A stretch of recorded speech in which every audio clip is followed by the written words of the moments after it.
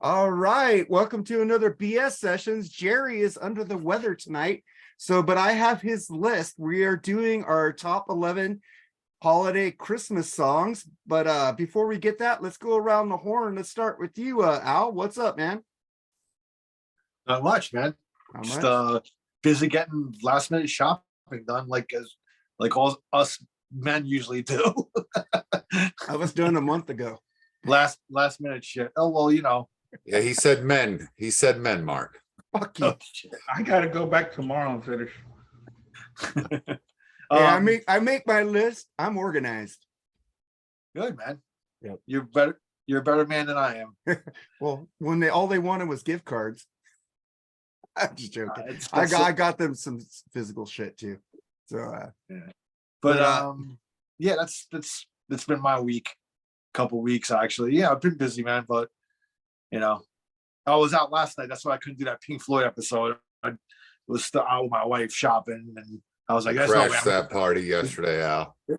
there's no way I'm gonna get home. There's no way I'm gonna get home by 9 o'clock." So, what happened, man? I crashed that party yesterday.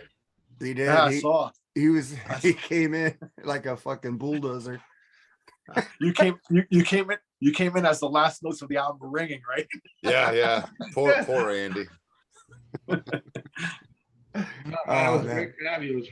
It was a fun show. Yeah, you ended it too early without saying goodbye though. But that's okay. Yeah. Bushy was the bonus tracks. That's what he is. Yeah, right. I was only there to talk about High Hopes, the greatest Pink Floyd song of all time. So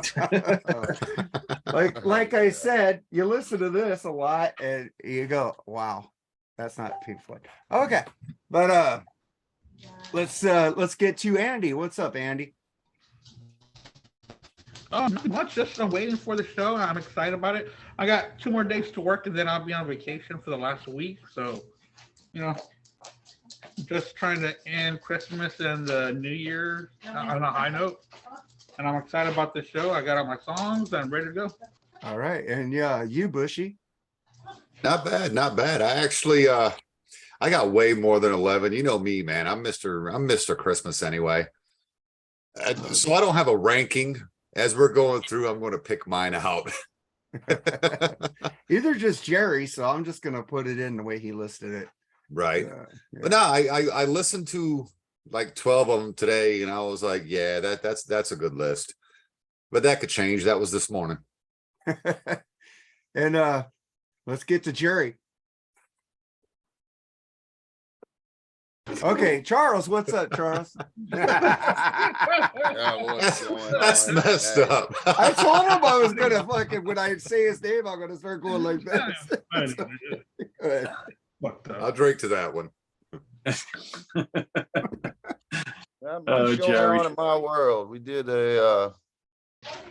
my location, we did a traditional Polish Christmas feast yesterday, which was kind of different. Never had anything like that. They have some kind of like hot wine. Nice. Yeah, it was really good. And pierogies, and they eat fish, and I don't know, just have different kind of foods than what we typically have for Christmas. But they taught us kind of some of their traditions they do and stuff like that. So it was unique and pretty cool. The odd part is you guys will be freezing, I guess, in the States. Well, we've actually getting warm. It'll be like 45 today. That's kind of weird. Wow. So I'm not freezing in California. I'm Dude, good. it's supposed to be one in the Yeah. mountains tomorrow, but next Friday it's gonna be 60. Gotta love North Carolina. It's 27 right now in Houston. Good Lord. Yeah, you can believe that. Y'all gotta be dying. Right. so that global warmings, man. I mean, you know, it's something else. It's And when I'm driving to work tomorrow tomorrow, night you'll feel that warmings. yeah, for sure. gonna It's be raining. in the morning. It's raining here in New Jersey, but it's like low 40s right now, so it's not freezing. So Well, where tomorrow's I supposed moved to be from, like- Al, I lived in Watertown, New York, which is 6 hours north of the city. yeah, And they just got hit with the little town I grew up in with that last lake effect blast. They got 77 inches of snow. To put that in perspective, I'm 6'2". That's 75 inches. Oh Wow. shit. Now, Watertown is supposed to get another 4 feet over the weekend. holy shit. They used to Well, call wow. that place Snowtown, USA, and it looks like it's trying to make a comeback. Holy Ooh, shit. shit. Yeah, man. That's crazy. I am not upset that I am not up there. Let me tell you that. I'm This just weekend, I'm this upset weekend- that Charles didn't get no motorboating yesterday, but okay. yeah, they All said right, this weekend's supposed to be an Arctic blast though. Like the temperatures are really gonna plummet down to like pretty much nothing. So The whole I've Pretty gone to great work to at me. 40 below without a wind chill. You know, That's you just got air temperature. That you- shit sucks. that's why I'm not a man, because I live in California. I'm gonna be driving to work tomorrow, 19 degrees, so Oof. that's very rare for me to do, so. The lowest it's been this week was 39 and my window was frosted. So I'm good. And shut then up, you Christmas Cali is boy. Christmas is supposed to be 79. like an Oh, eight. Yeah, you got it rough there, that's for sure. I got it really rough here, man. But let's get into this. We got an ongoing bullshit subject that's going to be coming up in this thing because it just keeps coming. Let's start with that first, shall we? I just want to get it over with. What's his name? Neil Sean called Jonathan Chain a hypocrite. What do you think about that, Al? The ongoing civil war in Germany, you know. I don't know, dude. It's just ongoing. It's whatever, man. It's shots fired. Back. Well, I mean, the Jonathan can't really shoot. Has he really said anything towards like Neil Sean? Because I haven't heard anything like that. All It's he all said been was like- we need to keep this private. That's all I heard him say. Oh. Yeah. I think it's been on Neil Sean's side, like, look, I guess so. I don't know, dude. It's just an ongoing. That's all. I got nothing else to say, really. Okay, well, I'm going to say what Jerry said so I don't skip him. All right, Jerry said he sides with Neil, leave politics out of the music. Kane, you're a moron, but Kane co-wrote the song and does have the right to use it how he wants. Bring back Raleigh. That was Jerry. Then we get to you, Andy. Well, the first week we did this, it was interesting, and now I really lost a lot of interest in this back and forth. We got to keep between- it going though. It's like as the world turns, so is the Yeah, days of our yeah, lives. It's an ongoing thing, and it's cool, but I really don't have much to say. I think one of y'all said last week that, oh no, it was Eddie Constrossi said that old people should get along. So I'm Hey. gonna echo those words. We're old. We get along sometimes. What do you think about it, Bushy? I don't care. I didn't care when it started. I thought it was odd because it looked like they were still going on tour together. They are. They are. So- They so- are. So that's weird. It's got to be a strange dynamic on stage, but barring that, I don't care. What do you think about it, Charles? Ditto what Nate said. I haven't cared since you started talking about it. I don't like Journey. I don't give a damn about whatever they're talking about. If I was to get into them again, I agree with Jerry. Bring back Raleigh, but yeah, I think they're just he's trying to keep his name relative, get some downloads on streaming, something like that. I don't know. Who But- cares? I'm tired of hearing about them arguing. But I like what he said. Get off the Kool-Aid to Neil, to freaking Jonathan. Get off the Kool-Aid. I was like, that's like fucking asshole. I like Neil. I could take Kane or take him or leave him. He did write some great songs with them. So I'm not gonna but I do like Greg Raleigh better. I've always liked it when Greg and Steve sang co-lead vocals together, like just the same way. Fucking Greg has an amazing voice. Jonathan doesn't. So I agree with Jared. Let's bring back some freaking Greg Raleigh, man. But and let's get to Charles's favorite subject here. I want to start with you, Charles, on this one first. Sammy Hagar says David Lee Roth's Van Halen songs are so easy he could sing them while lying on his back smoking a cigarette. What do you think of that, Charles? Now that we just follow up with another motherfucker to just shut the fuck up. It's got to keep fucking his name in the press too, man. You know what? They need to do a Will Smith meme on that one. Keep motherfucking Dave's name out your mouth, Sammy. Move on. Please move on, man. And again, I know you're gonna find these goddamn stories. You got to bring up that Hagar somehow. I will promise this, folks at home, I will not make fun of Def Leppard today. It's the holiday season. We'll break that streak. But since you got to It's a read, but you Christmas know what? miracle. Well, I'll talk about it on my rant, but of course I do. Fuck what he says, man. I don't care I really don't care what he says. He's full of shit. He just can't sing them. If he could do them on his back, well, how come he don't do it? He only I mean, did 4 that songs easy. by the Daily Roth era, anyways. Not yet, because he's can't. I don't know, and I know Nate loves him, and you do too. So I want to be respectful. It's a holiday cheer. Well, just because I love him doesn't mean I can't call him out for his bullshit. Well, we'll see how you feel about it. I Well, think you will get to or that. shit. But of course, is usually the way his rhetoric is. But whatever. I mean, I'm not going to be happy. So Bushy, Bringing what do out you the think? fucking humbug in me with this Sammy Hagar news. Well, I got to fire you up to get you going to the show, man. So Yeah. Nate, what do you think about it? What do I think? I think Sammy's probably fucking right. I don't know if it was TikTok or YouTube. I was watching something and they had pulled out just David Lee Roth's vocal. And I was like, oh my God, this guy was bad then. We just didn't realize it because the band was so great. And I'm not saying he's a bad singer, but Sammy's a much better singer. The other side of that is, come on, man. It's tired. It's old. You got your thing going. No one knows what David Lee Roth's doing.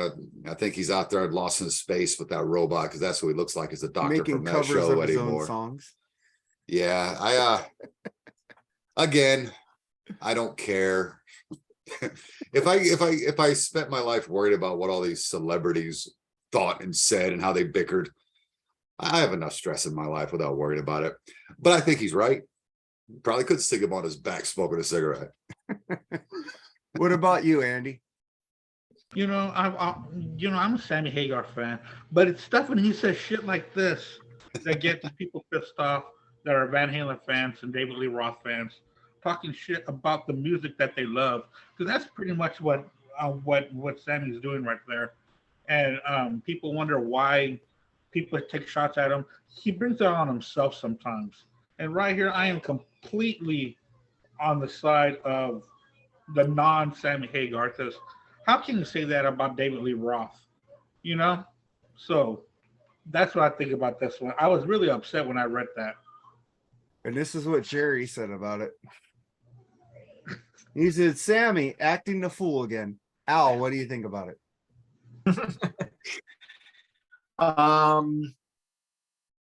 Well, again, I like Sammy. I'm not a hater, but David Lee Roth sings the David Lee Roth songs the best. Mm-hmm. I think Sammy had the right idea when he only did 4 Dave era songs live with the band. That voice is iconic. Because I really didn't want to really hear him do the Dave songs, to be honest with you, whenever I saw them. And everybody's always like, oh, Dave can't sing Sammy songs. Well, Dave ain't gonna fucking sing his songs, dude. He's not even gonna touch them. Not because he can't sing them, but because he doesn't want to, dude. You know what I'm saying? I don't know, dude. Like those first 6 Van Halen albums, Dave had, I mean, his persona, his voice was just perfect for that music, dude. And whether he was not a technical singer or not, it doesn't matter, dude. It's all about like the soul and the cadence that he had. I mean, there's certain things that he sang that like it's pretty hard to duplicate. Actually, like his certain style has nothing to do with range or anything like that. Just the tone of his voice. So I don't know, dude. Whatever. Sammy doesn't really need that. Why does he have to take shots anymore, dude? He's got his own thing going. Like somebody said, I read this on the internet time and time again. It's like a bitter guy that's bitter about a girlfriend breaking up with him. He has to keep, bringing her up, past girlfriend, dude. And Van Halen's the past girlfriend. So, Van Halen's over, dude. Just move on, and you can do your songs live with the circle, and that's all good, man.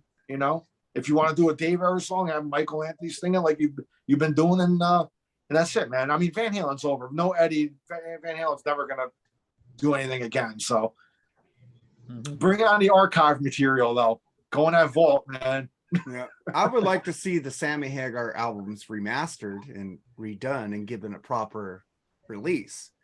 But the thing is, shut the fuck up, Sammy. How can I fucking defend you when you're saying asinine shit like this? Yeah. Shut the fuck up. You got your fucking booze business with Rick Springfield and Guy Fieri.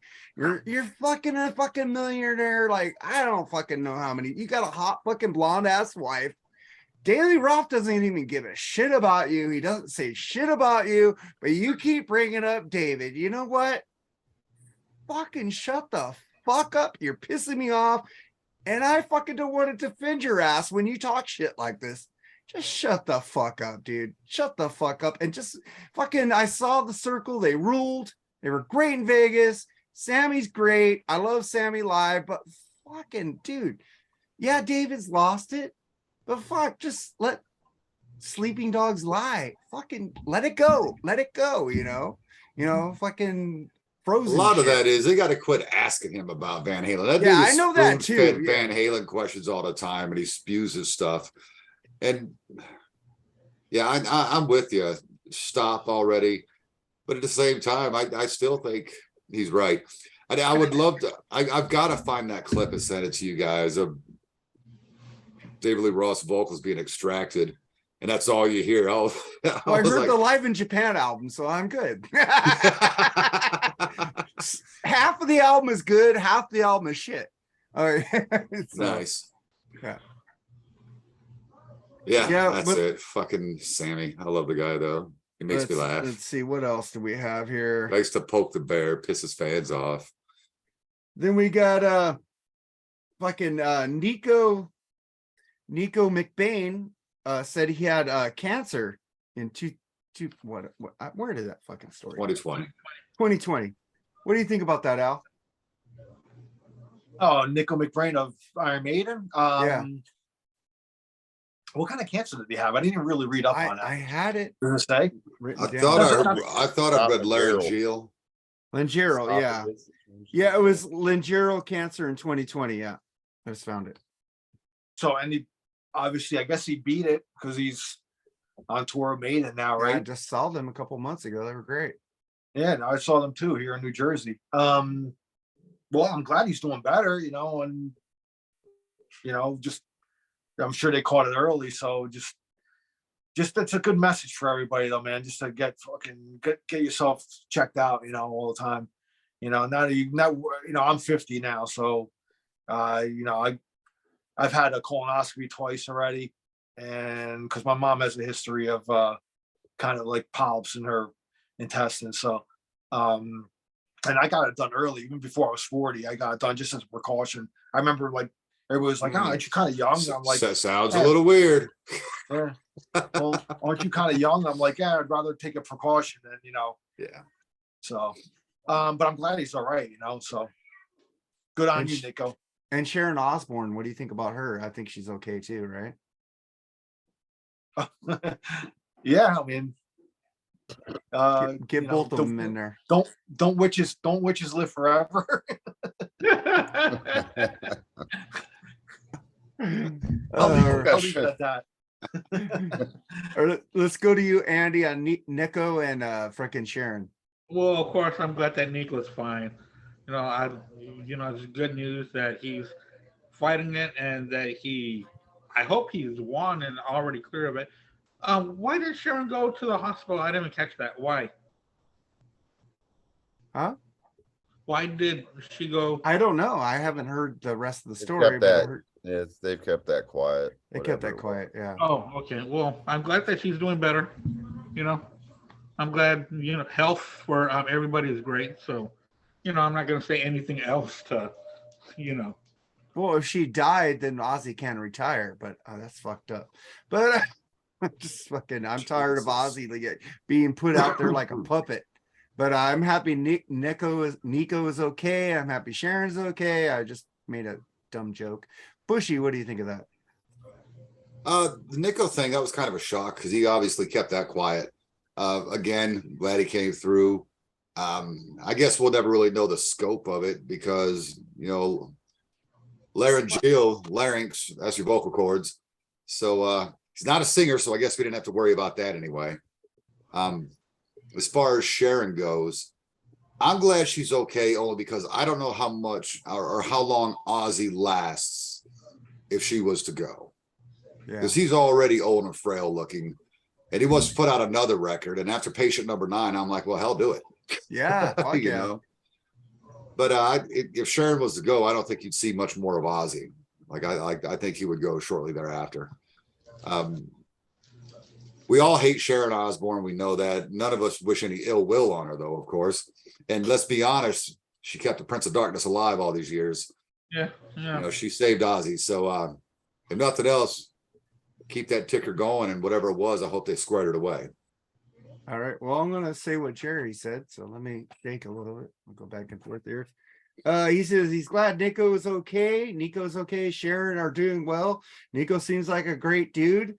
Sharon, well, we all know about her. LOL. So that was Jerry. So Charles, what do you think about that? Basically just echo what Jerry said. I mean, I don't care what you think about anybody. I don't ever wish ill health on anybody. So, glad to be on their men. I don't know. I guess McBrain probably, is one of those people wanted to keep it quiet because I never really heard about it till he brought it up. That's how some people are, but you got some people like probably the best drummer and definitely the best singer in Kiss, Peter Criss, cancer survivor. He goes out there and educates folks on that. I like educates that and well advocates. do that. Yeah, but obviously, Nico McBrain wanted to go the other route and keep it more private, and I respect that as well. So happy they're both with us. So that's all I can say. And we've had rough weeks the last few weeks. Oh yeah, I got the freaking dead people coming up right now. Yeah. Again, what I'm gonna say, we got Dino Danelli, drummer of the rock band The Rascals, died at 78. You got freaking Terry Hall from the Specials, Fun Boy 3, and Color Field.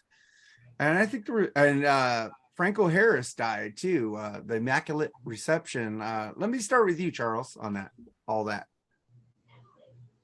Well, I mean, it's just more death, and Franco Harris, of course, he was a Steeler, so I wasn't that ecstatic about him when he played, but still a human being. I would never hope that on anybody. And I think they were just getting ready. I think this weekend, maybe, or next week, they're do the 50th anniversary. They were going to retire his number. Yeah, and Wasn't retired already. No, they're retiring it coming up. Yeah. he was one of the all-time greats. Yeah. Regardless, so yeah, it's just a weekly thing. You gotta keep your eye on that. It seems like a dry. That's what I'm saying. And the previous one, it's good to hear that people get on the mend, because we're hearing this every week. Somebody going. I wasn't a massive Rascals fan, but I mean, I'm sure there are out there. So you feel that loss, and all of these losses are just adding up. Like I said, we're no spring chickens on the BS sessions ourselves, really. So I mean, of course, people we admire are going to be elderly now, typically. So I'm saying right now, if I die, you guys better keep this show going. yeah, hopefully it gets better. I mean, Oh, thanks. No, it wasn't even about you're not gonna pass away. You never know. I could get hit by an idiot. I was talking about, I mean, with the deaths we've been dealing with. Well, we're going to run out of people. It's got to get better soon. Yeah. True. I mean, our heroes, we're running out of them anyway. Paul and Gina last forever based on how long their parents lived. So we get to talk about them for the next 20 years anyway. Yeah. So yeah, it just sucks that all these people are dying. But you know what sucks? I don't like the Raiders, right? But there's always these weird plays that happens to the Raiders, like the immaculate reception and the tuck rule, that they changed the NFL rules because the Raiders got screwed. I just go, go fuck, because you can't advance the ball now on it like a reception like Franco did, and you can't tuck the ball, and Tom Brady won his first thing on that, man. But well, what do you think about it, Al? You probably know more about Dino than we do. No, I don't know that much about him actually. I was checking out some old YouTube videos on him, and he was a great drummer, man. He was pretty flashy for his time, and that's probably why he's so highly revered, and a lot of people, you know, paid homage or tribute to him. There was a good video clip. Which show was it on? It was in black and white. It was in the 60s, but he was like doing all these twirl of the sticks and all that shit. It was really cool, man. And you know, for its time, and he was, like I said, he was pretty flashy. How old was he? In his mid 70s, late 78. 70s?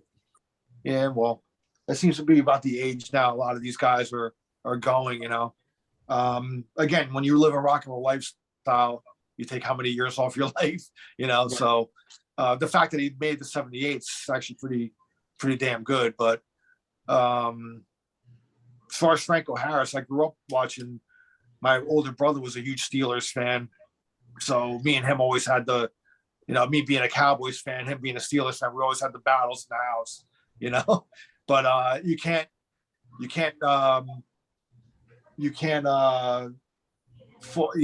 the steel curtain was legendary.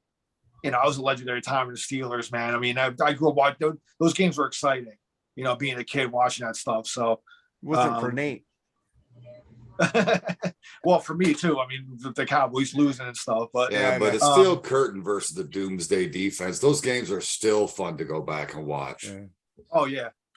I actually have those. I have some of those games on DVD. Like I got them from somebody that has those old Steelers versus Cowboys Super Bowls. Yeah, really good Great stuff. games. Terry Bradshaw. Yeah. He's one of my favorite.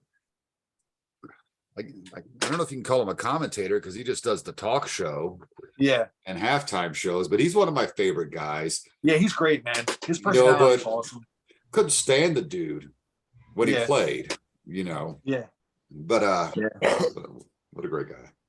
But yeah, man, all our people that we like, you know, musicians and stuff, you know, like Charles said, we're no spring chickens, and those guys are even above us. So, you know, pushing 80 and shit, a lot of them. So, but then, you know, you got guys like Keith Richards, Paul McCartney, and all that, like still going, man. So it gives us hope, you know. Yeah.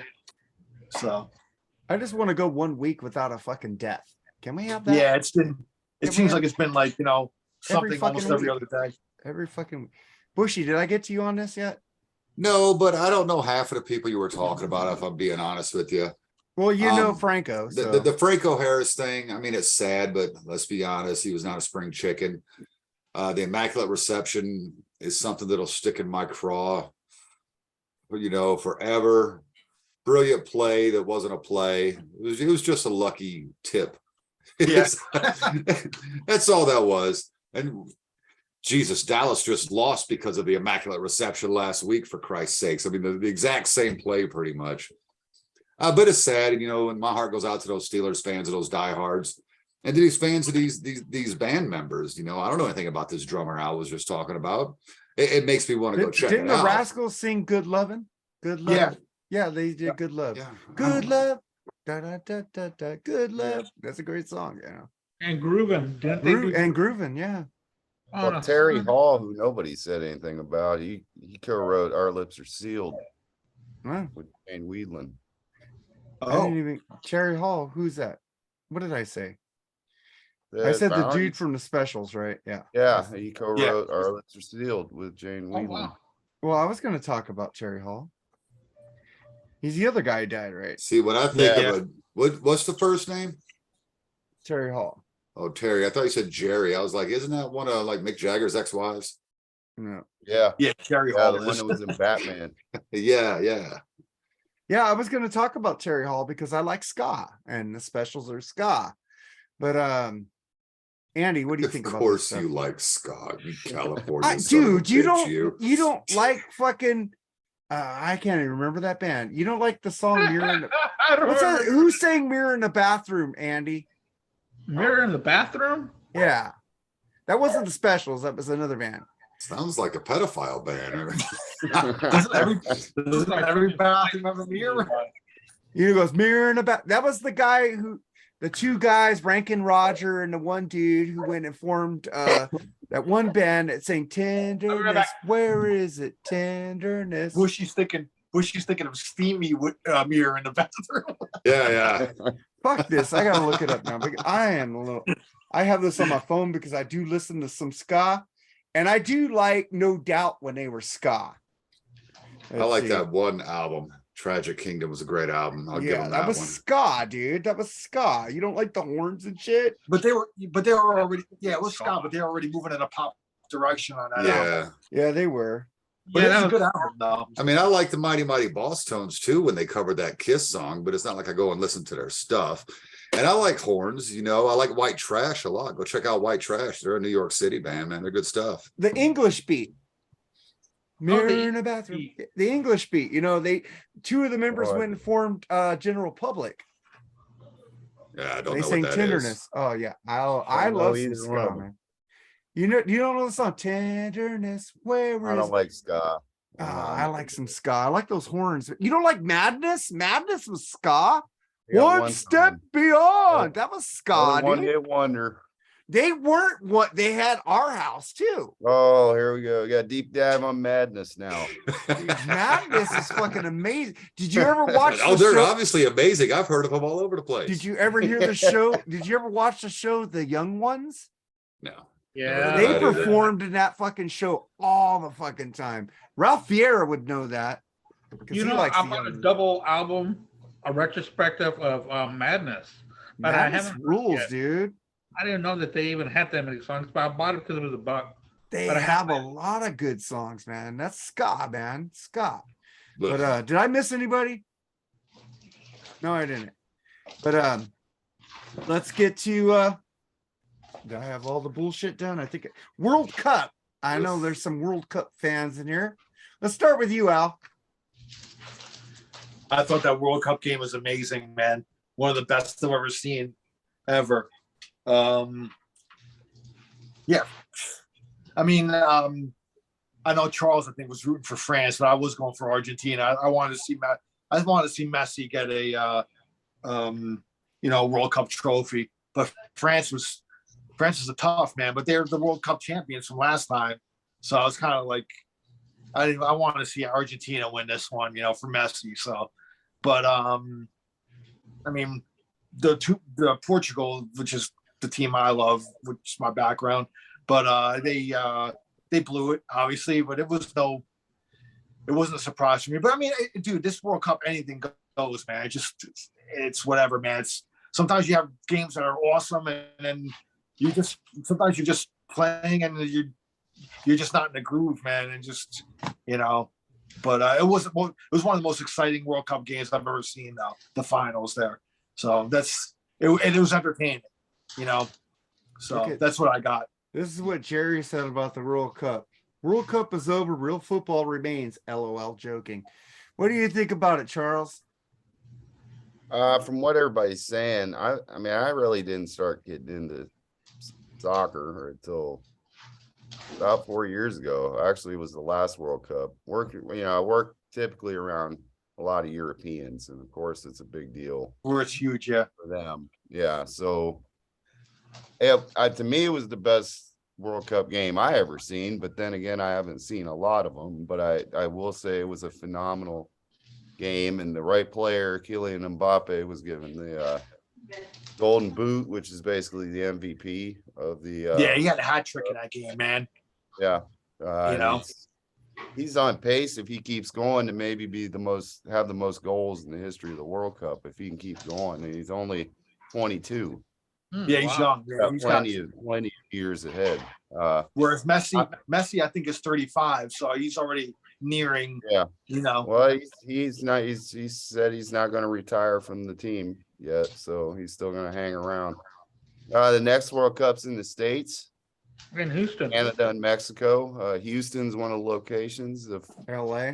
I'd recommend it. It's a fun game to watch. I think for our football sensibilities, it's a little tough to watch at times because of the flopping, but that's actually just part of the game. It's part of basketball too. Yeah, I mean, it's just part of the It game. didn't used to Clock be. It's a management. weak ass basketball these days. Well, you know why? Yeah. Because Vlade Divac invented the flop. Fucking Laker. I love the Lakers, but fucking Vlade Dottie fucking invented the flop. I know everybody's not into soccer, but I grew up in a European household and I played since I was a kid. So that's why it's all within the upbringing. It's very, I mean, if you're European or South American, it's in your blood, basically. I know over here, like a lot of people don't understand the game, and even people will say it's boring, but hey, listen, man, I don't know, dude. Sometimes baseball is fucking boring too, dude. I mean, it's Not like even. whatever, you know. That But that game was not boring. I mean, if you was No, to watch not a at all. game, that'd be the game to watch. yeah. Because nobody I- counted France to come back. And I'll admit there are times when the game is boring. No, man, it's not that exciting and stuff like that. And I get it, you know. So, but I defy any of those football players to run 2 45-minute halves nonstop, because pretty much you're running all the time, the whole damn time, you know. And I know, yeah, you stop running and but you're running. You're still running all the time, dude. Trust me. I played the game, and you got to be in tip. I would have a heart attack if I played that shit now. But back then, you know, you had to be in shape, dude. You know, so anyway, that's all. You have Next, anything to say on the World Cup, Bushy? I don't watch. The only soccer I watch is that really smoking hot blonde with the donk, number 7. I don't know who she is, but I'll watch her, I don't know. and it's just clips and vids. I'll send you one. It's well worth the watch because boy, she's nice. I did play soccer in 9th grade, so I can at least back up what Al said. You know, the constant fucking running. The rules aren't hard. All you Americans are like that stupid Canadian sport, hockey. It's the same fucking thing. It's just it's hockey on the grass, or hockey is just soccer on the there's ice. hits. There's hits in I hockey don't- and fighting. I There's don't fighting care. in hockey. But if I want to watch a fight, we have boxing and UFC for that shit. I don't Boxing sucks. I don't care. To me, these sports are skate, skate, skate, skate, skate, shoot, miss. And soccer is kick, kick, kick, kick, kick, shoot, miss. It drives me insane. I've tried to like it. Congrats to whoever won. I don't even know who won. Argentina. Argentina. Congrats, Argentina. I know one of my favorite chefs in the world was a soccer player until he blew his knee out. So that's the extent of my soccer knowledge. What about you, Andy? I do have a interest in soccer when it is the World Cup. It's exciting when it gets to the World Cup. Now, I don't watch MLS, which is the Major League Soccer, but I think the World Cup was awarded to Houston, 2026. I think it's Yeah, all it's there. one of the locations. LA's there too, in Canada Yeah. and Mexico. Yeah. Oh, the finals at okay. MetLife. No, but maybe I heard wrong. But if it does come here, it's going to be bonkers here because there's a lot of soccer fans in the city. A lot. Soccer is a big sport here. Well, Houston, I mean, Texas in general has a strong Latino presence anyway. They have a strong Mexican American presence anyway, don't they? Yeah. Yeah. And yeah. come on, I mean, I'm not an idiot. I mean, football is the biggest sport in the world. The world, yeah. You know, I mean, I'm not an idiot about the game. Right. I And they just- do hold big international games here at Reliant, like Mexico against America, or like a lot of big games here. So Okay, nice. people get very excited about it around here. But you So, know what Mexico sucks? Is they threw water bottles of piss at the American team. Here, fucking assholes. But go ahead. I didn't hear that at all. But Oh, they do that, yeah. So I do like the competition of different countries around the world. I find it very interesting. So I was excited to hear Argentina win because I have a cousin that passed away. He was in his 90s, but he was a big Argentina fan. So it's nice to see them win for him. My cousins and I were talking about that. But Nice. I did not watch the game. I didn't know that it was on a Sunday morning until I was reading Al's posts about it. But I was but reading it's- Al's and Charles. yeah, but the sport's a very worldwide sport, and it's exciting that the world gets behind it during this specific thing. Yeah, it's everybody. I mean, it's Yeah. both yeah. hemispheres, European nations, both Western and Eastern.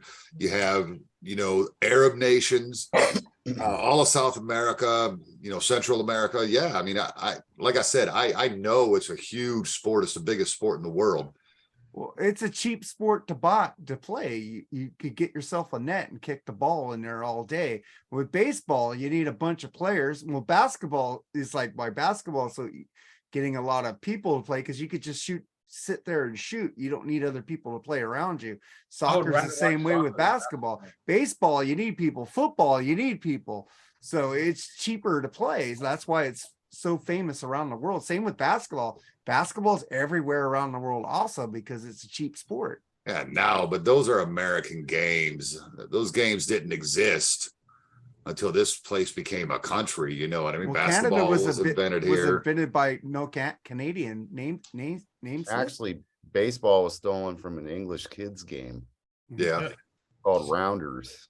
Yeah, but basketball was invented in Canada. I know, but that's still here. And if y'all saw the documentary of the movie Airplane, the two main characters introduced the world to basketball.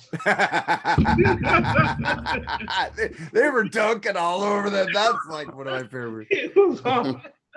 All right, before we get into our holiday ultimate Christmas 11 tracks, I got fan picks from our group, which you guys need to join, the Mark and Jerry with Charles BS sessions on Facebook. So join the group, get in there, get on there, and then when you join the group, go subscribe to our channel, because you're missing this shit if you're not subscribing. We're almost at 200 subscribers, which I'm fucking happy about. Fucking took a long time, but fuck. But also, I have an idiot who thinks he has a bunch of good subscribers. We're gonna start with your wife, Andy. Molly Rodriguez picked Dominic the Donkey by Lou Monte. She said you wouldn't pick it, and that's her favorite. So that's her song. It's a stupid song. That's why I'm not going to pick it. The Italian Christmas donkey. That's great. And then James West, we all know James West, No Presents for Christmas by King Diamond. And then my wife, Diane Baker Taylor, picked White Christmas by Bing Crosby. And Keith Askren put Let It Snow by Bing Crosby and Perry Como. But before we get into our thing, I got a little rant. I got an alibi though too. Got Who? one fan edition there. Oh, really? Great Lee Gersman. He said something? He just said the Beach Boys Christmas album. And, That's a great- and after that, he just don't like Christmas music. So All at right. least he said something. So we get our fan picks there, and then you guys could get involved every week. I'm going to ask you guys to give us a chime in on what, and I will read your name on air because you motherfuckers like your name written on the air. I guess it's fucking cool. But I got a little rant because me and Charles are trying to like freaking get this fucking John Lennon episode that we did like more views and shit. So we join all these Beatles groups, and those motherfuckers have so many rules that they fucking won't let our fucking podcast links go up in their fucking groups. Yeah, The there's fuck? a lot of It's no like, self-promoting and but the thing is, they said I promoted this in other groups. I took the fucking actual YouTube link and posted it in there without sharing it from our group.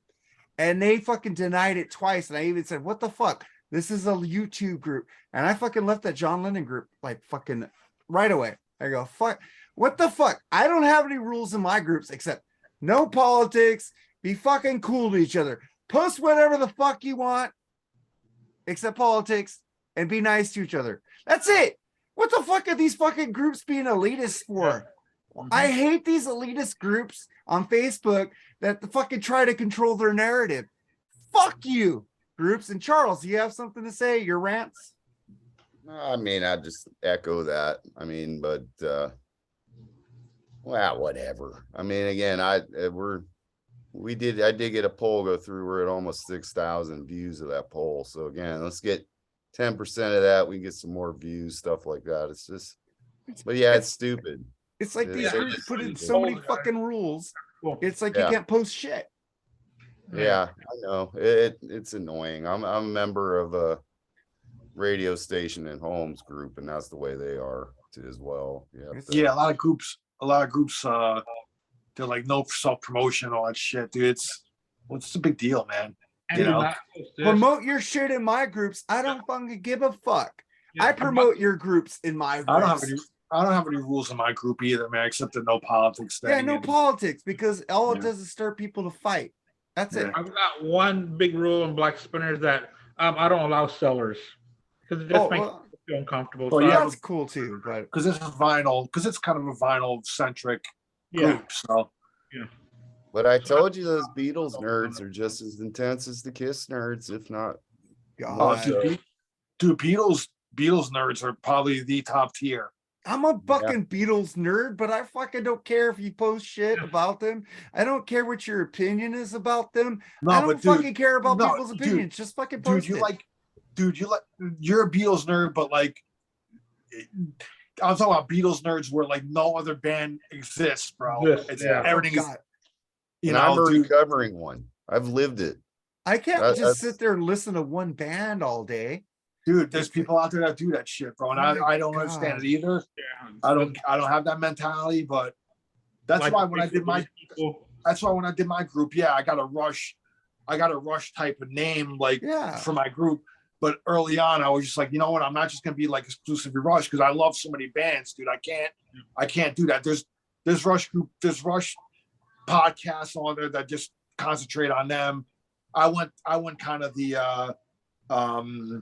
Decibel Geek kind of route Yeah. where like, you know, they love Kiss, but you know, they just so many other bands they talk about too. That's the route that I wanted to take. They inspire, they were like the ones that inspired me to start doing this. So I took kind of their route. I was almost going to be like, oh, I'm naming it like kind of, you know, Be Cool Be Podcast now after a Rush song.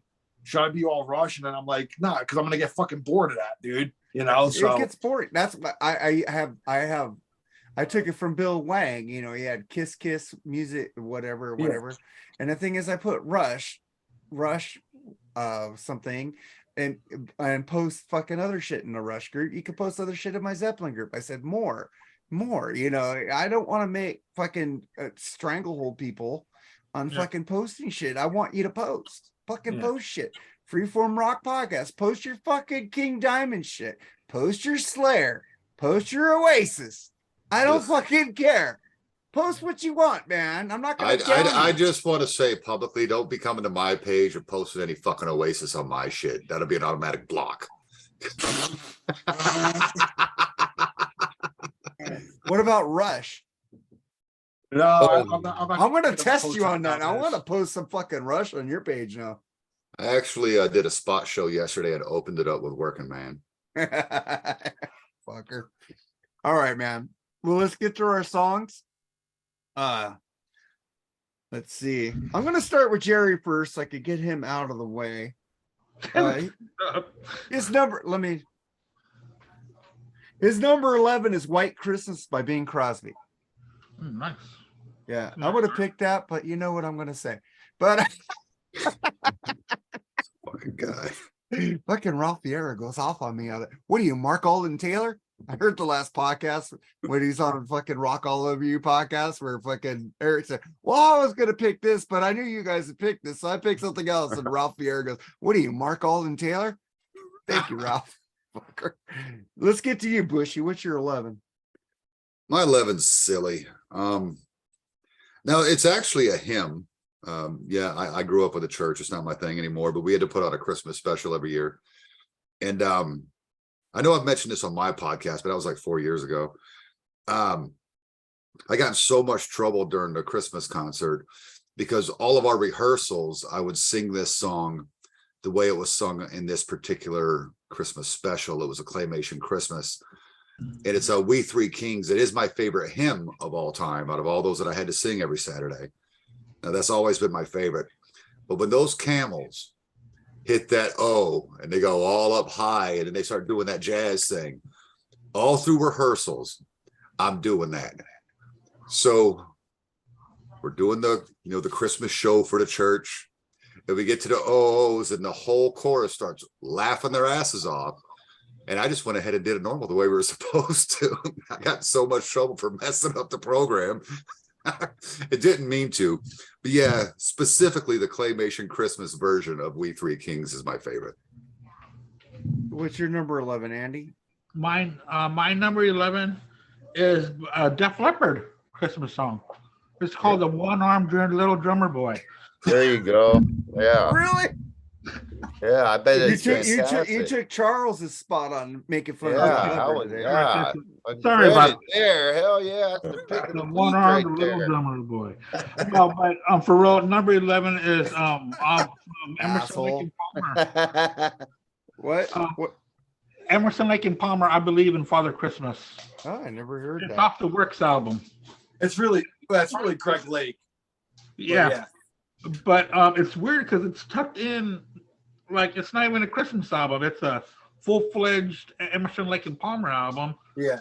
This Christmas song is inserted in side 2. I think the Works album, I think each member had a one side, and then there was one side was the whole band. So Right. yeah. But that was I Believe in Father Christmas. Yeah, I love that song, man. I love that one. And it's not as bombastic as a Emerson, Lake and Palmer song, but it is above a regular Christmas song. It's got the Emerson, Lake and Palmer light, I guess is what it is. But I bet it's a cool track. I like it. So what's your number 11, Al? I'm gonna go with Christmas Rapping by the Waitresses. Yeah. I always like that one, man. Like every time that comes on, it's like gets me in the, and I don't turn it off like a lot of Christmas songs, Mariah Carey. Anyway, I still keep it on, you know what I mean? And it's a cool tune, man. It's classic. It's got that classic status now. So yeah, Waitresses, man, Christmas Rapping. What's yours, Charles? This is from I think this band's only Christmas song, I believe, and not to put you in the spirit like a little adultery. Mistress for Christmas from ACDC. I listen to that every Christmas season. I don't know. I get a kick out of it. It's funny. I'm not a massive Razor's Edge fan, but I love Razor's Edge. That's a pretty funny song to me. So I got a few humorous ones on my list. So Mistress for Christmas. I mean, nothing makes you feel like Christmas season.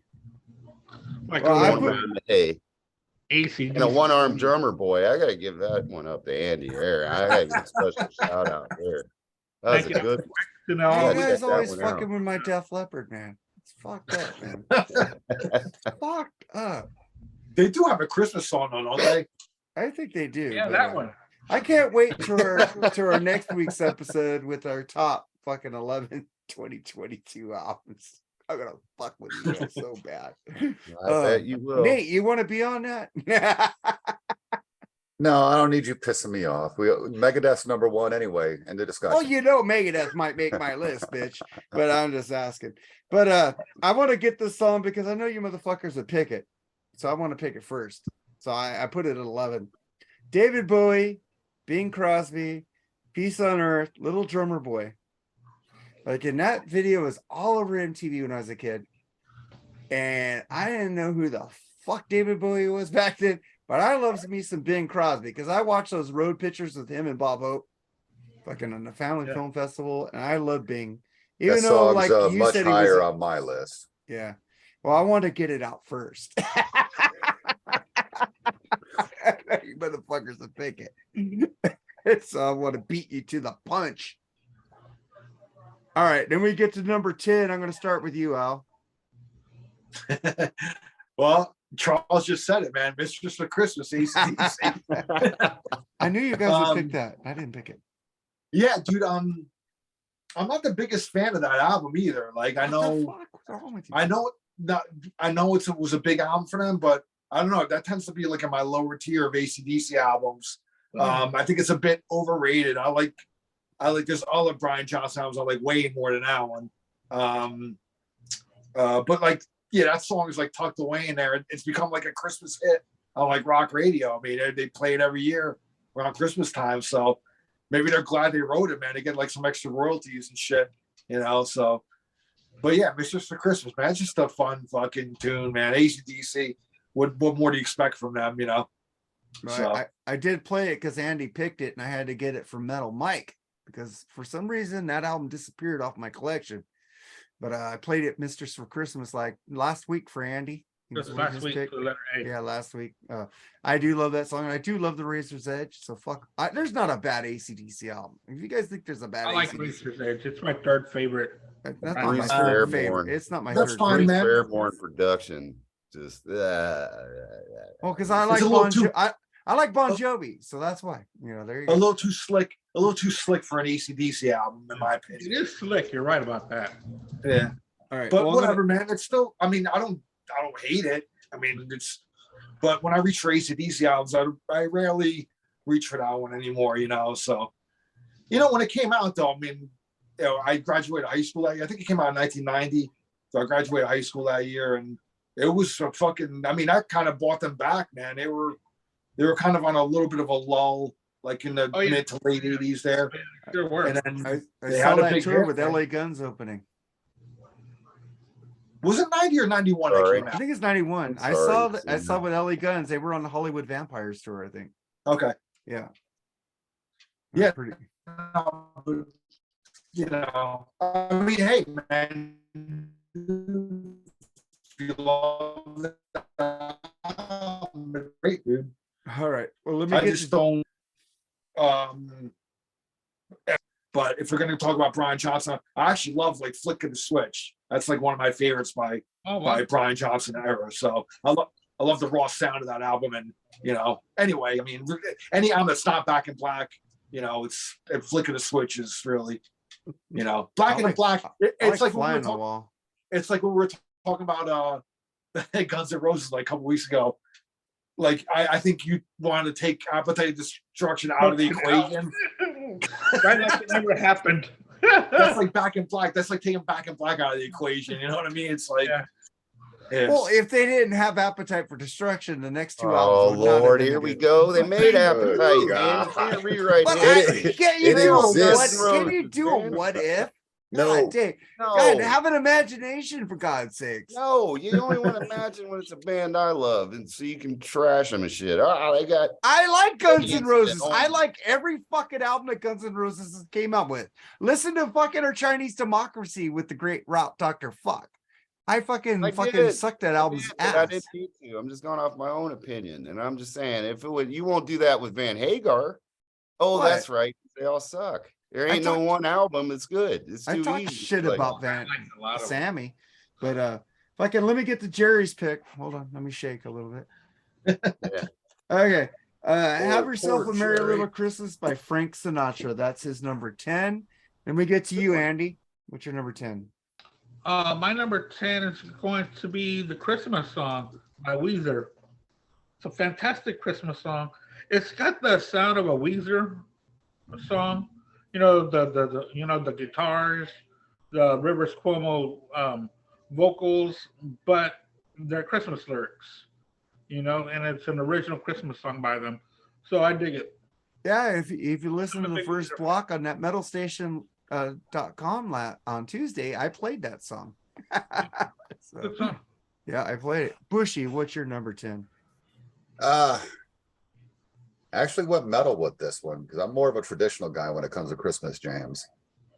But Rob Halford off of Winter Songs, man, Get Into the Spirit. Song just bangs, dude. I mean, that's the most metal Christmas song you'll ever hear. Next to King Diamond's No Presents for Christmas. I mean, it's just pounding double kick, and Halford's just like Painkiller era. I mean, he's just Wow.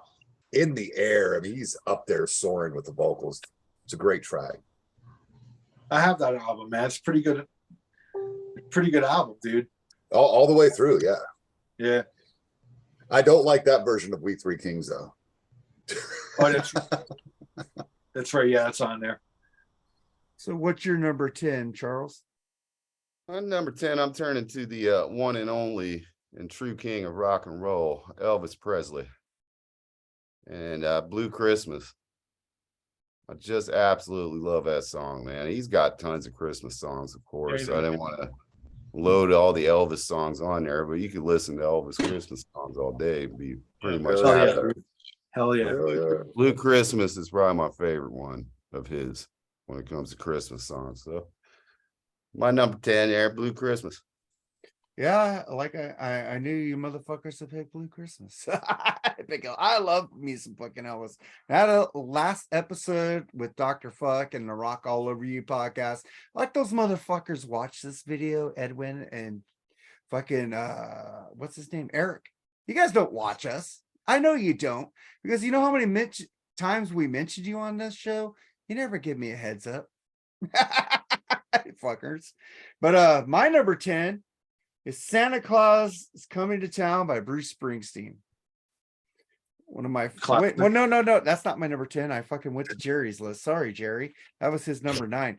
But mine is Billy Squire, Christmas is Time to Say I Love You. And that video was that was recorded like in MTV studios with all the VJs coming around with him.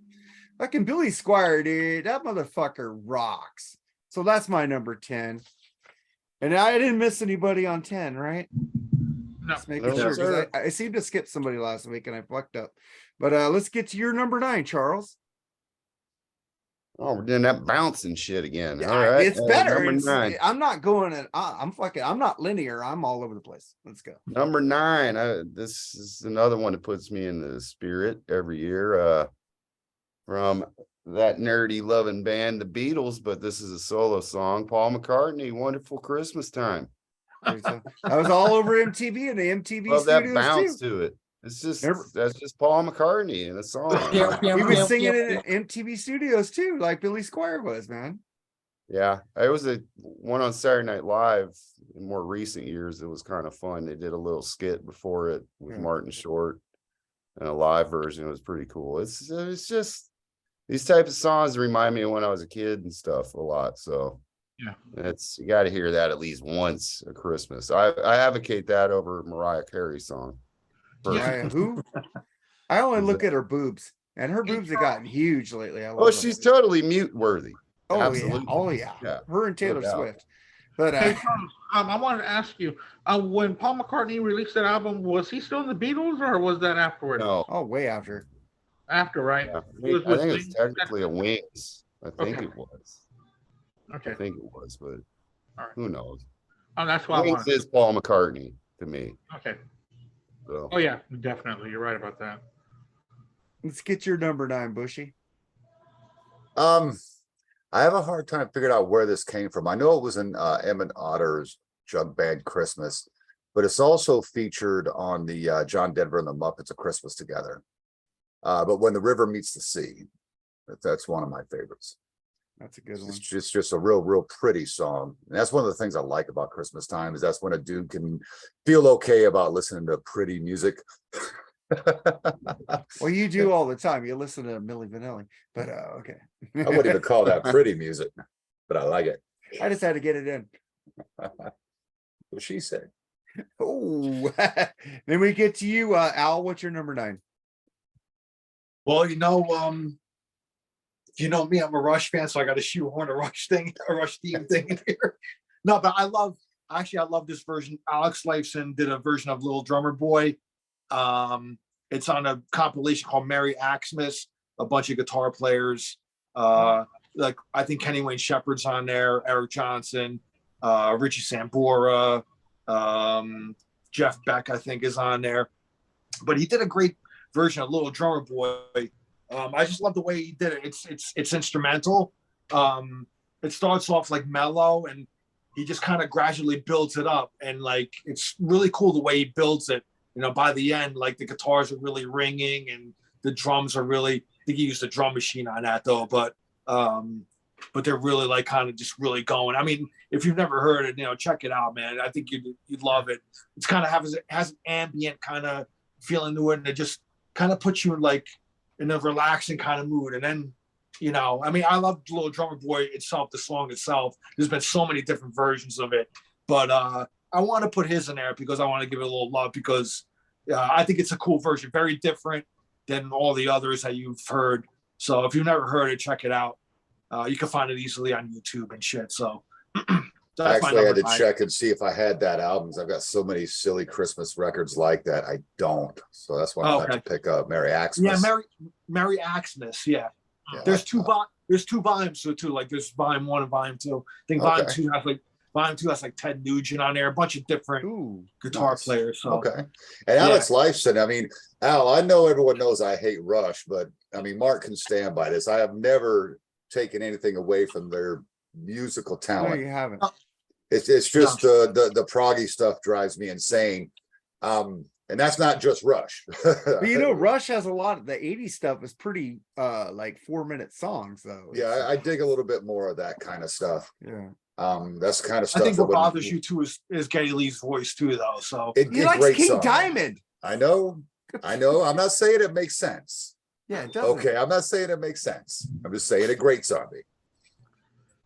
okay, fair Andy- enough, man. But I Andy, want to what- check that song out because Lifeson's a killer fucking guitar player. Yeah, he is. Yeah, check it So out. I mean, it's not like he's doing like blazing solos and shit like that. It's all like textural, but it's really cool, man. I mean, Yeah, but that kind of stuff I like. You don't have to play a million notes, a million notes a minute to get my Yeah. rocks off. You put a Okay. good composition together. You put a good composition together. So Andy, what's Cool. your number 9? Yeah, my number 9 is going to be Meleklekemaka by Bing Crosby and the Andrew Sisters. Yes. That's a Wow. great song. I love it. I love it when it comes on the National Lampoon's Christmas Vacation. I love it when it's on the radio. It's got that old time feel. Well, of course it's got old time feel. It's got an old song, but you know, another thing I want to say about these traditional Christmas songs, man, the musicianship on these songs are amazing. Yeah. With everything that they throw into these traditional Christmas songs. And now when you hear contemporary Christmas songs, it's like regular music just with Christmas lyrics. But back then, man, they really put a lot of work into It was a production back in the day, from Yeah. like the 40s to maybe the 70s. It was a they really put production. a lot into it. It was so Yeah. cool. Where they put the sound of Christmas in there. So Just those sleigh bells enough can make a Christmas song go to the next level. yeah. But that's my number 9 is Meleklekemaka. Oh, I already said Jerry's number 9 was Santa Like Claus that Coming to song. Town. Bruce Springsteen and E Street Band. Now I get to my number 9. This is a video that was all over fucking MTV. It's fucking cheesy. Fucking they're in a house. The whole band is giving each other fucking presents and shit. Hall & Oates. Jingle Bell fucking rock. If you don't like Hall & Oates, I don't think you guys have a heart. I'm just saying Hall & Oates rules. They made a whole Better than Christmas album. Duran Duran. Okay. Fuck you. Okay. Fuck you, fucking Hanson lover. But I mean that as a compliment. I like Hall & Oates. Hall & Oates rules, dude. I like But that soul thing they did coming out of Philly, blending those styles. It was good stuff. Dude, they were at the one time they were bigger selling duo at all time till these fucking boy bands came out. Fuck. Shit. So did I skip anybody? Just making No. sure here. Okay. No. So I'm gonna get Jerry first on his number 8. He just put all versions of Jingle Bells. All version. All versions of Jingle The Bells. Mark rule. Alden Taylor version of Jingle Bells. Hit it. Jingle bells, jingle bells, jingle bells, whatever. Jingle bells, Batman, That Batman was- smells bushy, laid Batman an smells. egg. It's just horrible. Jingle Bells. Somebody said Jingle at work Bells, I should whatever. start be a Remix. singer. I go, what are you on crack? My wife is a singer. She says, Mark, stop. She says, sometimes, Mark, you get the notes and then you fuck it up right after. Oh yeah, I don't have a tone. But that's Jerry, and then I'll go for my number 8. Ariel Speedwagon released a fucking Christmas album called Not So Silent Night. Fucking great fucking record. Fucking they made some rockin' fucking songs out of these Christmas songs. Ye Merry Gentlemen. I love that fucking version. Dave Amato goes off on guitar in that fucking song, man. That's not a song you think you'd hear a guitar lead on. Fucking rules. And then we get to your number 8, Bushy. Sorry, guys. This motherfucker gets me in the mood every year. She starts trying to poke through just before Halloween for me, man. Mariah Carey, All I Want for Christmas Is You. I love this fucking song, dude. I don't know why people hate it so much. It's so upbeat, it's so happy. It's not commercial. Give me presents and shit. That I think that's one of the messages I like so much in this song. It's like I just want my boo. It's a great fucking song. I dig it. I get excited every time I hear that damn thing. I think the whole thing on this is that she's all of a sudden like become like the queen of Christmas, man. You know? Yeah, I don't know how that happened, but She tried to trademark that, and fucking one girl, who's the actress in Lethal Weapon, who's also a singer who played Murtaugh's wife. She went off on her for trying to say that. Yeah. She's one of those singers in those girl groups from the 60s. She was like, played Murtaugh's wife in Lethal Weapon, but she went off on Mariah Carey trying to trademark the Queen of Christmas. hey, Gene Simmons tried to trademark OJ, man. If you're not cheating, you're not trying. You know what I'm saying? All right, Charles, what's your number 8? Well, this is not just a Christmas episode, it's a holiday episode. So Yeah, I'm gonna Adam throw this Sandler. out to my Jewish friends. The one Jewish carol, Hanukkah carol you have, the Hanukkah song, Adam Yes. Sandler. Yeah, it's a great You one. know, there's like 3 or 4 versions of that song now. Yeah, Yeah. He kept doing sequels. They're great. it's great. And I think Adam Sandler, when he really tries, is underrated. I think he's actually a pretty good singer and Agreed. strums on Hey. the guitar. And when he's not trying to be silly, he's actually really good. So Just don't watch the movie Jack and Jill and you're fine. David Lee Eight Roth. Crazy Lights of Nights, I Menorah. think, is an underrated holiday movie. Actually, the Who? animated movie. Oh, 8 Crazy Nights. Yeah, Oh, yeah. that's a good movie. Yeah. Yeah.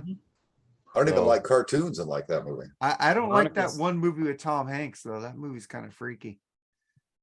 Oh, That yeah, one Channel movie. Express. The David train Lee movie. Polar Express. Polar whatever. Express. I hate that Yeah. fucking movie. I love the Polar Express. My daughter and I just watched that a week ago. Of course you did. Yeah, I want to watch it again right before Christmas. No, Yep, it's classic. David Lee Roth, Lights of Modern Menorah. classic. Or we just watched Bowser Lethal- from Shanana and the lady I down the love shore. Shauna. Fuck This yeah. is great. Great song. Hall of Famer Rod Carew. He converted. So Al, what's your number 8? I'm going with Cheap Trick. Come on, Christmas. Oh, that's a good album. That whole Christmas album they did. Yeah. Well, but I wasn't on that Christmas album. It What was was on it?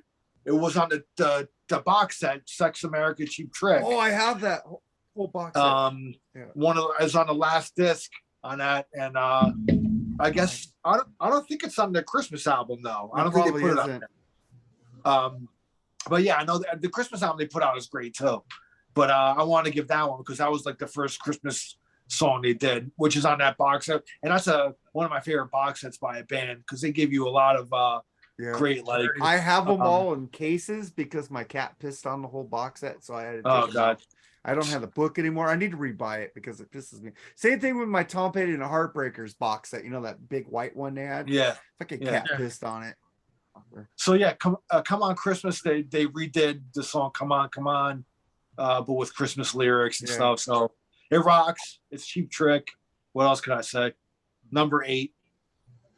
Andy, did I get your number 8 yet? No, What no, is it? not yet. I'm going to. Charles said this the last time. "Wonderful Christmas Time" by Paul McCartney. It's a Yeah. great song. It's always a big part of Christmas. That's how you do it, Andy. You don't bow down the way Mark does and take your picks out. You leave them in, man. Oh no, I don't take my picks out. I just want to give people a broad horizon of songs. If we all pick the same songs, it's going to be fucking boring. And that's why there's honorable mentions But the too. thing So. Yeah, honorable mentions. Yeah. Yeah, but the thing is that again, this is one of the songs with a big Christmas production, with a lot of instruments in sync together, and the vocalization on this song, you know, the ding dong, it's just awesome, man. It's a great track. I agree, and I'm admittedly not a Beatles fan. I don't listen to these guys solo. That song didn't make my list. The other one did, the other guy. But I'd forgotten all about that track until Charles had mentioned it. Yeah. And now I'm kind of pissed off at myself because that is a great classic Christmas tune. It is. All right. So then I get to my number 7. Yeah. Yeah, my number 7 is Tom Petty and the Heartbreakers, Christmas All Over Again. You know, if Tom Petty and the Heartbreakers made a fucking Christmas song, Mark will talk about it. Fucking on a very special Christmas albums. I have all of them. I even have the fucking Oi to the World by No Doubt, which sucks like shit. But I even have a fucking Christmas album by Bad Religion, but I didn't pick any of those songs by Bad Religion. But they do have a Christmas album. they Holy have a shit. fucking Christmas album. It's fucking great. They do Rest Ye Merry Gentlemen punk rock style. Fucking rules. That's Bushy, insane. do you have that? I don't. That's insane. I'm gonna to send even it to you, think. bitch. Check your Dropbox later tonight. Send me all your Christmas shit. I already have the REO Speedwagon though. Oh, you do? But do you have all the very special Christmases? No. Oh, How many are there, Mark? 4 or 5, dude. 5, because I got the first 2. Yeah, I I don't got. know that there were that many. Yeah, after you get to the later ones, it kind of starts getting into like No Doubt and shit, and it's like, I'm Oh, kinda well, with done. time, yeah. It's like that's my number 7, and then Jerry's number 7 is I saw Mommy Kissing Santa Claus by I'm gonna call him John Mellencamp, not John Cougar, but that was on a very special Christmas album too. Yeah, the So- first one, I think. Part And one, any of yeah. those 3 names will work. John Cougar, John Mellencamp, Yeah. John Cougar, Mellencamp. It's all the same guy. Yeah, I'm We just gonna don't say say John John- Mellencamp. I never heard of him. I've heard of John Cougar, but not John Mellencamp. John Mellencamp. Who's that guy? Who's that guy? I never heard of him.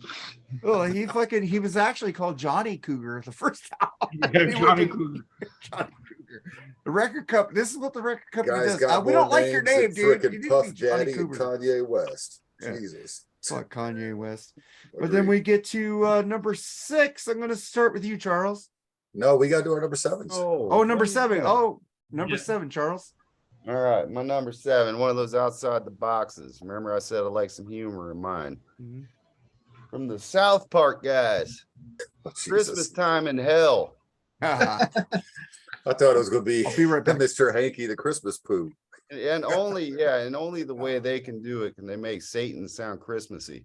Of course, bear in mind, folks at home, their Santa is a make-believe character, or a Satan is a make-believe character in their world. So it's just jokes. It's funny, but actually, there's a lot of that Christmassy type sound of that song. So that's a great South Park episode early on in its run. It did have Mr. Hanky, a Christmas poo. Of course, that was the whole episode. So I love that. even guy. that could have made it. That's a cool little video to that one. But Christmas Time in Hell, always get a kick out of that one. So Probably the grossest cartoon I've ever seen. He runs across their face and he's got shit stains. It's horrible. It's horrible. I've never seen an episode of South Park. I just never have. oh, I you don't know did what get you missed. into them, and then I did because I was such a Beavis and Butthead fan, and then finally my buddies said, "You got to check this out. If you like Beavis and Butthead, these guys actually say it, and they're like in 3rd grade or something." I was like, "Well, let me check this out," and it was good for a couple years. Like a lot of these things, they wear on me. Family Guy was great for about 6 years, and I can't do it anymore either. You know? I probably went 16 years with Family Guy. I try to see like their newer ones or the past couple of years. It doesn't hit like it used to. Right. And So I Seth do- MacFarlane's running out of material. Well, the reason why that South Park has all that musical stuff is because Trey Yeah. Parker was actually majored in that in college. And Yeah. that's why the Book of Mormon was a big hit on Broadway and all that. I Yeah. still want to see that show. My wife and I went to go see Book of Mormon probably a few years ago. It was hilarious. Yeah, was- I heard it I'm was. hoping they I make want to a see film. it because my family's Latter-day Saint. I'm not. But my mom, my dad, they both were. My aunts, my sister, they're all Latter-day Saint. So I just want to go see it for the humor because I know all that stuff. Have you seen the movie Orgasmo? No. one's That's good, South too. Park guys making fun of Mormons. He comes up to the fucking where they're filming porno, and he says, "Hi, we're from the Church of Latter-day Saints," and they pull him in to make a porno. Well, that's like my favorite South Park episode is actually the one where they go through the whole Joseph Smith story of getting the golden Dum plates. dum dum. Yes, exactly. Dum dum dum dum. It's beautiful, but I think those guys were Mormon too, weren't they? I Yeah. think so. Yeah, I- but I still don't understand the rules to basketball. I've never understood. Yeah, that's, Basketball rules. that's out there. I love that movie. I don't Andy know. How, McCarthy's in there fucking know taking how the they chrome are. off the knob, man. Come on, man. Those rules make just as much sense as Calvin Ball does from the Calvin and Hobbes Right. comic strip. I don't understand that one either. I was like, what kind of fucking game What- is this? If you guys have never seen Orgasmo, one of the greatest fucking movies by Matt Stone and Trey Parker, man. Jay Parker. Yeah, you need to see Orgasmo. It's just fucking Orgasmo Raider. He goes around and fucking gets people orgasms with the. I And they're had like, to fuck. walk away from those guys after they did that puppet show movie, and they had the whole. Oh, I sex love scene. it. Team Team America! Fuck yeah! I was like, oh boy, I'm done with Hilarious. Did you this. see the puppet shit on? Her mother in the hospital. She didn't answer the phone. But I One did- thing about South Park I love is they make fun of everybody. equally. everybody, Yeah. yes. Yeah, nobody. And they get away with it. And The they had Happy Time Rush. Murders, the Happy Time Murders will mess you up from loving the Muppets, though. I'm telling you that. Oh, Happy Time Murders. I love that movie. It's hilarious. It's hilarious. Okay, who we on? We started with Charles. We on you, Bushy? I'll go. Number 7? Sure, I'll do number 7. Last Christmas, Wham, man. What a great fucking song. Oh, fuck, I forgot that song. Very poppy. Featured in one of my new favorite Christmas films. It's a rom-com, but Last Christmas. That's a great movie. I love it. Love it, dude. That twist at the end messes me up every time I watch it, even though I know it's coming now. I think everybody should go see that. Watch it with your lady. It's a great film. But yeah, Last Christmas, Wham, George Michael. Come on, dude. I was so Come on. pissed off with my wife. Went and saw that movie with her 2 best friends. And I go, what the fuck? You know I'm a Wham nut swinger. And he didn't fucking go with me to see that. So I watched it on HBO. I was so pissed. I want to see that Taylor movie. Swift does a pretty good cover of that song. Who? Last Christmas. Jesus Christ. I'm Give sorry. us- My daughter just walked up to me and showed me a meme of Zelensky sitting on a bed. And it's the meme with the old lady, you know, basically implying that they just had sex. And the meme says, see, getting that 47 billion wasn't so bad, was it? Your daughter is you. She's totally me. I'm sorry for the interruption. All right. All right, Andy. I was trying to hit the mute my mic, but I couldn't. I just started giggling. My What's bad. your it's fine. What's your number 7, Andy? Yeah, my number 7. It was already. Well, a lot of these titles are going to be spoken about, Sure. but by other artists, of course. Little Drummer Boy, the Bob Seger version, That's a good and the one. Silver Bullet Band. I like that version. I believe it's on a very special Christmas Volume 1. Yeah, I think, yeah. I'll By probably play that this week. A Little Drummer Boy by Bob Seger. He does a real good job. It's nothing special, but it's got that Bob Seger vocals, which is special enough for me Yeah. because it is played pretty straight, like a regular Bob Seger song would be. But you know, just the story that goes on with Little Drummer Boy. You know, he didn't have money for a gift. He came to the major, but he played his best for him. Didn't they have like Yeah. a fucking puppet version of that on? Or was it From the 60s, yeah, it's Yeah, Christmas special. Yeah. Yeah, they did. It's And in actually fact, beautiful to Rabbit watch. Seeds- It is. Yeah. I'm just gonna say no The old stop disrespect to my motion. mom. My mom, she died in 2004. She hated that song. Little Drummer Boy. Oh, I She love goes, that "What is song. this? Rubba-bubba, rubba-bubba, rubba-bubba." And like Like- Love it. Love Yeah. it. well, I went to a Catholic school when I was in elementary, and we would have to do programs every year. And one year I played the Little Drummer Boy. Nice. Another one they put me as Alvin because I was short and brown. So they put me as Alvin. They gave me the big shirt. I was like, oh really? He said, because I was short and brown. That's what they told me. Fucking racism. No, man. Remember back then in school? I mean, people didn't bite their tongue. They told you exactly what they meant. Like, oh, okay, cool. You're short and brown. Go ahead. Hey, Al, your mic is muted. Because you're next. So what's your number Okay. 7? The Kinks' Father Christmas. Nice. Love that song. Always have since I was a kid. I can't dwell on it too much like right now because my mom's on the phone from her rehab center, so I got to go talk to her. But that's my 7. I'll be right back. Okay.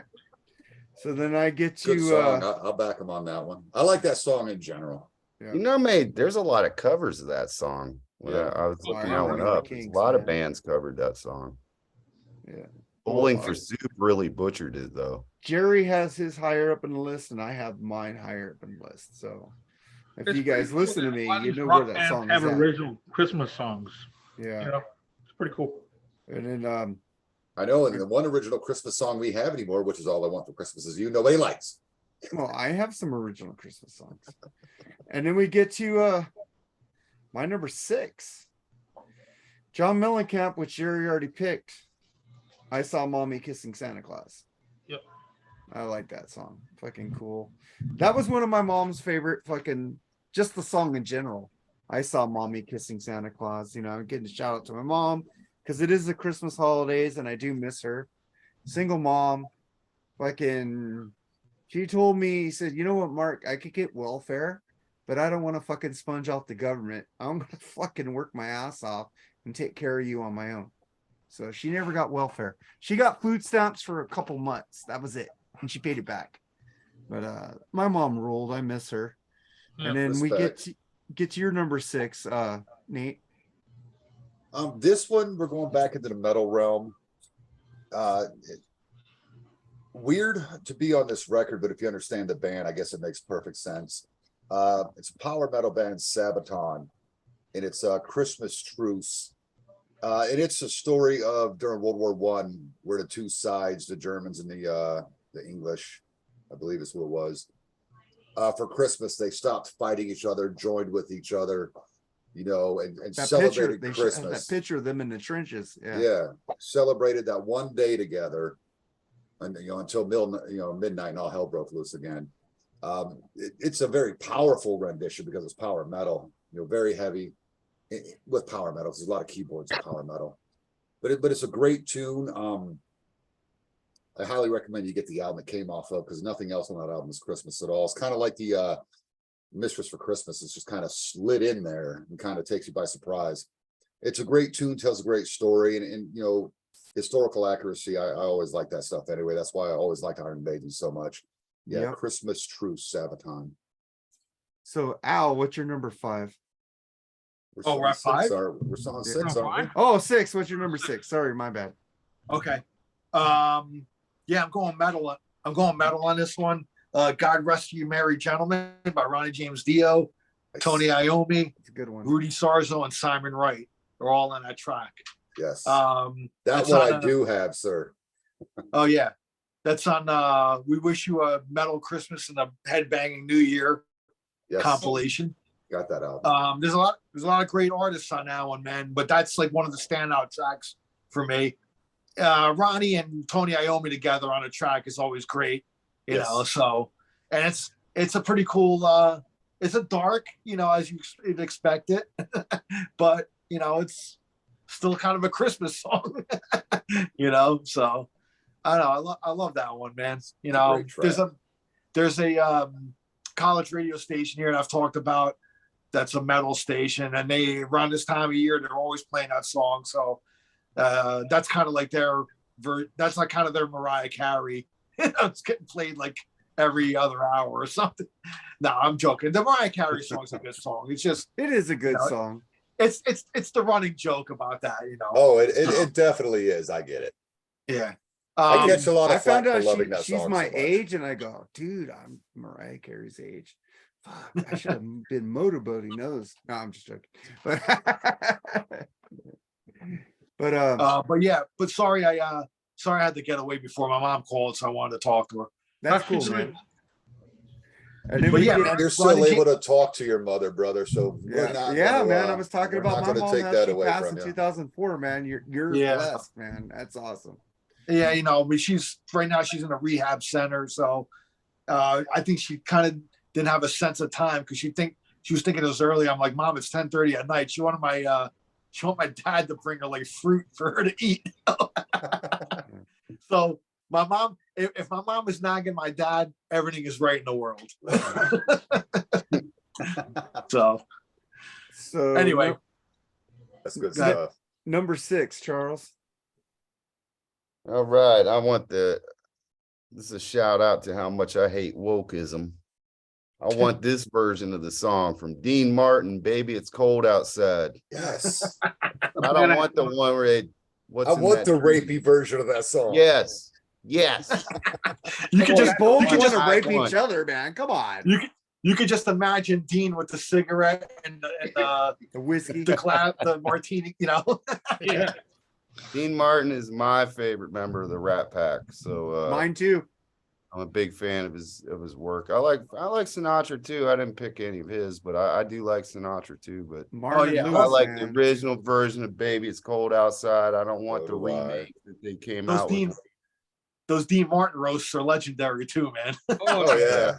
So I love fun. what I mean, he was Don drinking Rickles some was on apple those juice roasts. from time to time, but it's all right. I mean, it's part of this shtick, but that's a cool song. I dig it. So and That's the great, version man. I want. I Who like it does the too. cover of it? I didn't pick that. I'm so glad that you did that. No, they rewrote it, Andy. They rewrote God. it because they I wanted know to make it about that woke rap. respectful because it was too rapey. And I'm like, stop the nonsense. I It's didn't get horrible. it You out can of find that. it on YouTube.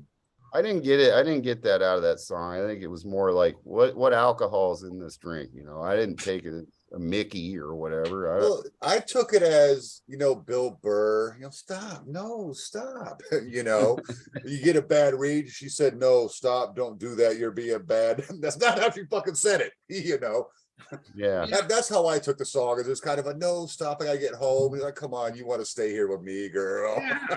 You know, That's how I took it. It's a fun song. we all went through that with girls, you know. Oh, yeah. Don't stop it, you know. And then this woke community or whatever had to take it so damn far. You're like, dude, hold on, what the hell are you thinking about? You know, maybe you're If the you're- one with the problem. I'm just saying, if you're woke, you should not watch this show. Because we Good. talk about shit that you don't want to hear about. But where are we at? Who's next? Did I get you, Andy? Number No, 6? I have not said my number 6. Okay. Bushy already touched on this. I've got mine a little bit higher. Everybody knows I'm a fan of hers. You know, I put her unplugged album in our top 10. Also talked about her on her debut album, Mariah Carey. All I Want for Christmas Is You. She's awesome. Mariah Carey is one of my favorite female artists. She writes, Vindication. produces, she performs everything herself. She writes. She's really good. See this episode is just like regular radio. She's gotten played twice within an hour already. There we go. Hey man, a good song is a good song, you know. That's great. Well played, Mr. Al. Nothing like top radio grinding a song into the ground. Of course, I knew Nate was going to pick that. So, but yeah. But who do you need to do? Who This whole show's everybody- made for me. I could leave right now. See you guys later. I know everybody's done their number 6, right? Yes. Except Jerry. Jerry picked Blue Christmas by Elvis, which one you guys Nice. already picked. So then I get to my number 5. And if you didn't think I was going to pick this band, you're fucking wrong. Because I am a fucking U2 nut swinger. And I think this is the best version done of this song. It's from a very special Christmas Volume 1. Christmas, Baby Please Come Home. And there's a great black and white video of it. And it fucking rules. Bono can fucking sing. He ain't woke, okay? Bono ain't fucking woke. He fucking just wants to help anybody or everybody. And he ain't a hypocrite. Just saying that. But then That we is get my favorite version of that song. I think- U2. Oh yeah. I like that version too, man. I like you too. I fucking Yeah, U2. that's- I'm not a U2 fan. There's a couple songs I like, but I like I a lot that of the version early too. U2, man. I like still haven't found what I'm looking for. I mean, you couldn't get away from it on the radio back in the day. Yeah, the best song on that album is Bullet the Blue Sky. But I don't know the record, sir. oh, dude, Bullet the Blue Sky is just a fucking amazing song. Even Yeah, on Rattle on the live version of it. Oh my god. I can so good. safely say I like everything by you too. I do like everything by U2. I will say that. You know, And even I'm with Bono Nate. admitted he fucked up giving everybody a free album. So I was like going, you guys are downloading shit for free and you're fucking pissed off that a band gave you a free album? Fuck off. But Bono said, you know what? We fucked off. We just wanted to make people happy. So we went to Apple and said, hey, just give everybody our new album free. What band does that? You know, even bought the physical copy of it because I'm fucking little. Can you YouTube still messed get with it for free? That's the only way I would ever buy a U2 album. I could send it to you. Just send me their discography because I'm not familiar enough with them, and I fuck with them so much. Much like Thin Lizzy, by the way, Al, thank you, because I've gone through probably half of that Thin Lizzy stuff because I had my co-host from my show send it to me, and I've been missing out. You have. So thank you for turning me on to Thin Lizzy. No problem, brother. If you like Thin Have Lizzy, you with should them. check out Black Star Riders. They're pretty good Yeah, too. with them, but Nah. not you too. You don't like Black Star Riders? stuff like You know that. what? That band, I don't know, man. It didn't really do it for me, dude. Oh, I love all those albums. I love Ricky's voice, man. Yeah, maybe I didn't sit with it enough, but I Yeah, don't know, man. you need to go back to. You need to go back and start with the first album and just keep going, man. Yeah, My favorite album is Heavy Fire. Check out Heavy Fire. That album is fucking hard as fuck. all right. Fucking great fucking album, Heavy Fire. So who's on number 5? Charles, right? All right. It sure as hell ain't you too. I'll tell you that much. Well, I know got that. better things to do than listen to that. Even though they party with Oasis. I don't care. Oh, see, It now I don't don't matter like you nothing. too already. See, you just messed it up. Don't send me YouTube. You're not. Yeah, you're not. They proceed with caution, Bushy. I'm just telling you, it gets real boring after about the third album. If I like told you to listen sleeping, to fucking Achtung Baby. It's a great sleep pill. No, I don't need to. I've already. I'm good on that Oh, one. whatever. Jerry picked this one. I remember this being on the radio all the time when I was a kid, and I'm not a mega fan of this guy either, but he does have some good songs. Hell of a songwriter, but this is not his own. Santa Claus is coming to town from the Boss. I remember that being played on rock radio. All the time. Yeah. Yep, during the Christmas I time. had the 45, the piece. I had the 45 of that shit. Yeah. Yeah, I love it. I love that. Didn't make ring. my list, but it's a great tune. Yeah, I that's- have great memories of that because my sister, she was so little when that song came out, and she would just sing "Santa Claus is coming," trying to mimic the Boss. It was ridiculous, but Christ, she had to have been 5, you know. Yeah. They used to wear that out on the radio. good too. Every Yeah. Christmas time, but that's one I can put up with. Yeah, me too. And brother. for the record, I'm sure Mark Daly's watching. I am not the all I want for Christmas is you hater. I'm not. I don't know why he thinks I am. I'm not. No, that's Eric Jordan. I'm indifferent. Yeah, that's Eric Jordan all day. Not me. I'm just indifferent. Eric to it. Jordan hates everything. Just saying. especially if it's good. I know. He ain't listening, so we can talk shit about it. All right. Doesn't like Silent Lucidity. Get Fucker. the fuck out of Get here. the fuck out of here. And no, Charles doesn't like Silent City either. I like that song. I do It's too. beautiful song. Did I say that? I I don't did- remember I saying that. don't I think you don't like it though, do you? No, I don't. I mean, I think it's a Pink Floyd ripoff, but I mean, other than that, it's all right. All Very right, Pink okay, Floyd okay. sounding. So it's a fair Cool. analogy. You I know just what? figured you agreed with him. Yeah. It is. I don't despise it. I do like Eyes of a Stranger better and a lot of the other Well, tracks. yeah. but Yeah. Come on. That's just me. But it was their mega hit, wasn't it? Really? Oh, Silent It's the Lucidity one- was huge. Yeah, it was everywhere. That's the one that pays the bills, man. Yeah. Yeah. Oh yeah. Yeah, I like But- Al. He keeps going off on Eric. Yeah, that's what it pays the bills, like he just said on his post.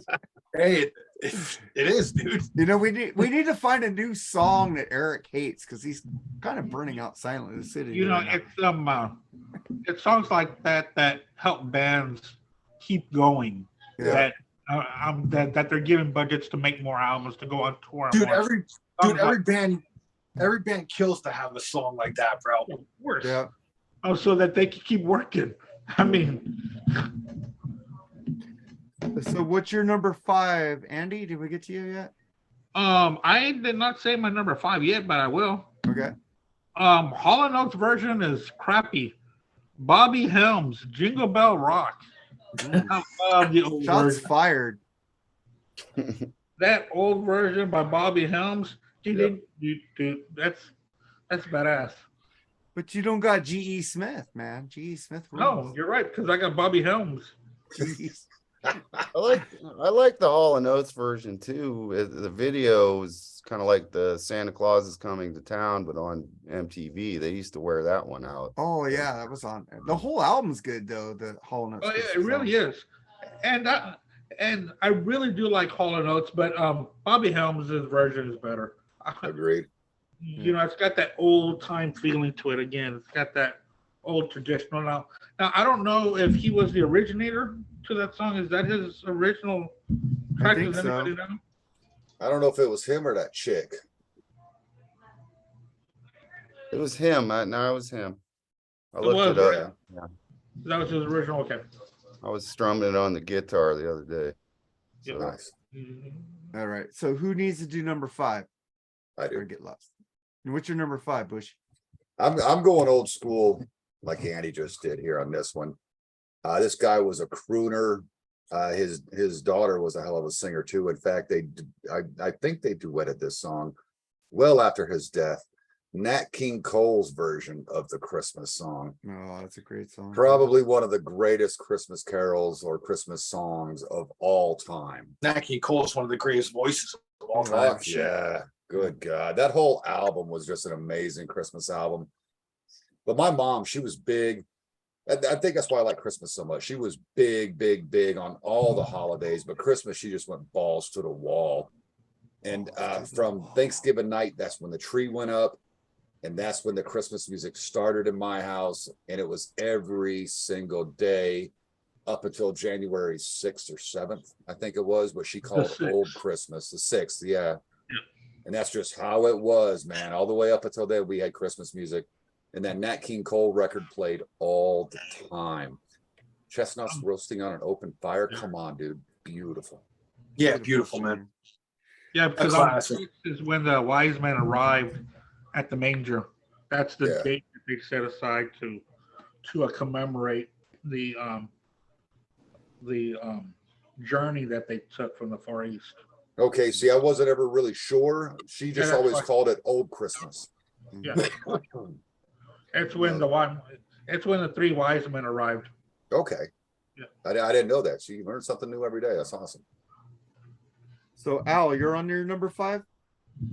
Yeah, going with the King, man. Blue Christmas. Nice. Love the King. Oh. I know Charles and Jerry already mentioned it. I think that's all mentioned there, right? Yeah. Yeah. I even have a prop for it, man. Ooh, Right here, man. nice. Nice. Fucking Elvis. Oh. I gave this to my parents like years ago as a Christmas gift. It's a Steve A, but then it opens up and Graceland pops up. Oh, that's Ooh. awesome. That's great. So Yeah. being I'm See, living the at way my parents' people are house, so- about the Beatles, that's how I am about Elvis. That just made me get a chubby, dude. That's so Dude, cool. look at that, man. Look at that. Dude, I love Elvis just as much as the Beatles, man. Come Just on. look at That is that awesome. beauty right there. Boom. How many of us went to the Graceland tour? I'm one of them. It's awesome. I wish Yeah. I. What I did they need to say go about there. the dining room when you walked in? Why was there mirrors there? Oh I hell, was I don't little. remember. I was just They were- looking. I didn't really because listen, He so- put My mom mirrors in lived the in dining room Memphis, because it looked so- so small that Yeah. the mirrors made it look bigger. Yeah. Oh, okay. I bet he regretted that after he started packing on the pounds.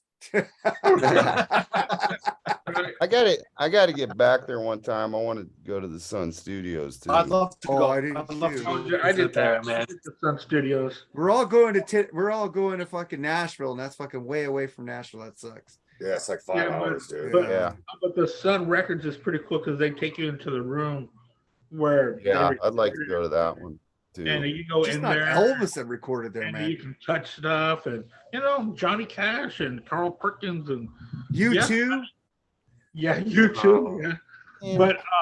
But but that's where rock and roll started. Well, you know, that was the birth of everything. You know? Angel of Harlem was recorded there. Come on, Yeah. man. Come on. Yeah, well, Right On Home was Love based- Comes to Town. You know, come on. Yeah. Okay, But yeah, great. man, it's a pretty cool tour. It's so small too. It's a Yeah. small place.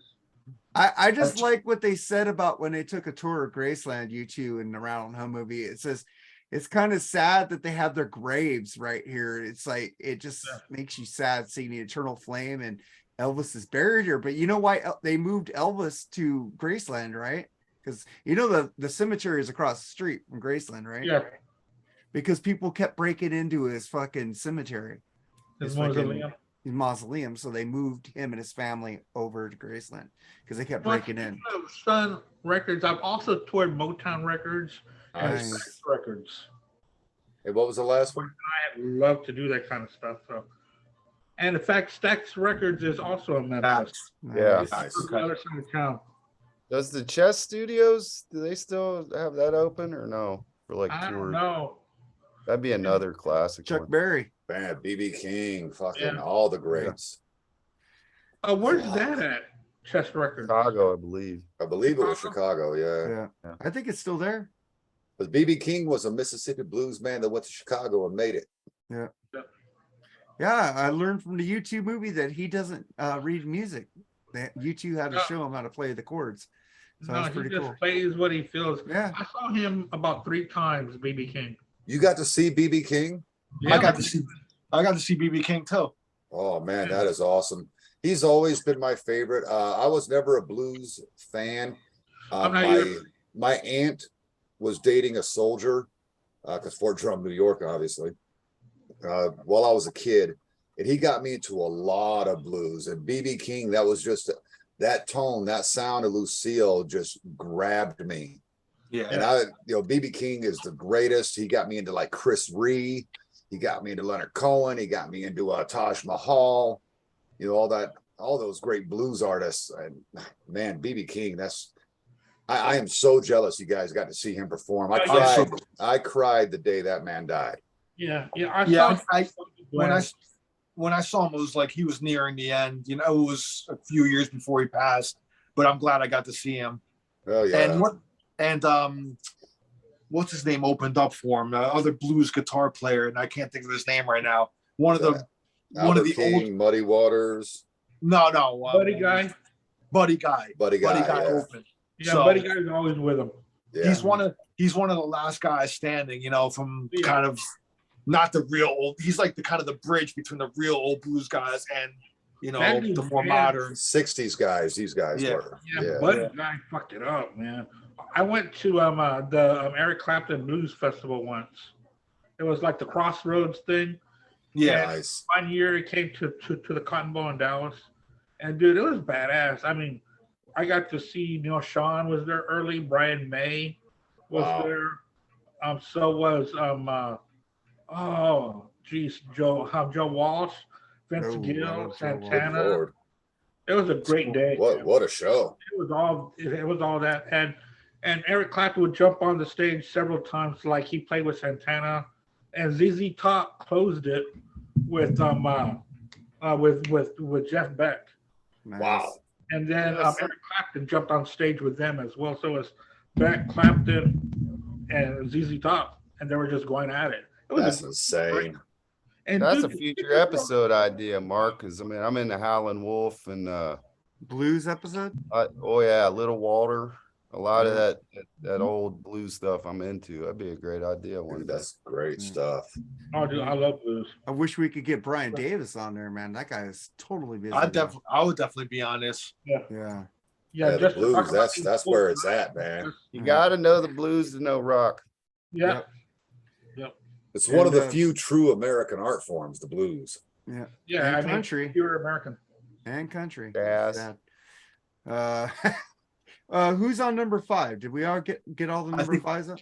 I think everybody did it right. Okay, then Yeah. Jerry's number 5 is Merry Xmas Everybody by Slade. I only know Slade from the Quiet Riot covers. I never really listened to That's a them, so- band. That's a great band to really if you don't know their stuff, Do They're it. great, Do a dive. underrated. Do a dive into that, man. I think They they're were great. doing dude. glam when glam wasn't even big. It was just a club thing. But they were actually humongous in England and Yeah, Europe. in England, yeah. Yeah, I know Yeah. they were. They were like, But But they Oasis inspired the 70s. Dolls. They inspired Kiss. They inspired the whole 80s glam scene. I hate the dolls though. What? But What? Slade, I love- Slade is awesome, and the Sweet is The awesome Sweet too. I Those love are the good ones. Sweet. I love T-Rex. I love those Yeah, bands, T-Rex. man. I love But Def Slade- Leppard. I love Nine Great Arm doing Slade. T-Rex, you know. They Lord. covered Donnie Iris. Mott and Actually. Hoople, you know, stuff like They that. did Love is Like a Rock. They did a cover of a Donnie Iris song in the 80s, which was kind of strange. for them Okay, to well, do that, let's- but Let's Who, get Def my Leppard? number. no, Slade. Slade, Oh, yeah. Slade. Okay. They covered a Donnie Iris song. Hmm. So cool. I'm gonna do my number 4 and Jerry's number 4 real quick. We already covered this. Bruce Springsteen and the E Street Band, Santa Claus is Coming to Town. That's my number 4. And then Jerry, we already covered this also. Father Christmas by the Kinks. Think Al picked that. Yep. Love And that some- one. Somebody else picked it, no? No, it was just Al No. so far. Well, Yeah. it's coming up on my list sometime. So that's my number 4. Let's go with your number 4, Bushy. Happy Christmas, war is over. John Lennon. Damn, he picked a Beatle? Yeah, How the fuck did that happen? man, it's a good song is a good song, dude. And everyone gives all this credit to John Lennon for being so great. And I listen to his solo stuff and I'm like, fuck you. He's got like 6 good songs. But this is definitely the best thing he ever did. I've always been a fan of this song. It's not Christmas without listening to this tune. I didn't pick it because I thought Charles would pick that. It's probably coming up soon. But Charles, what's your number 4?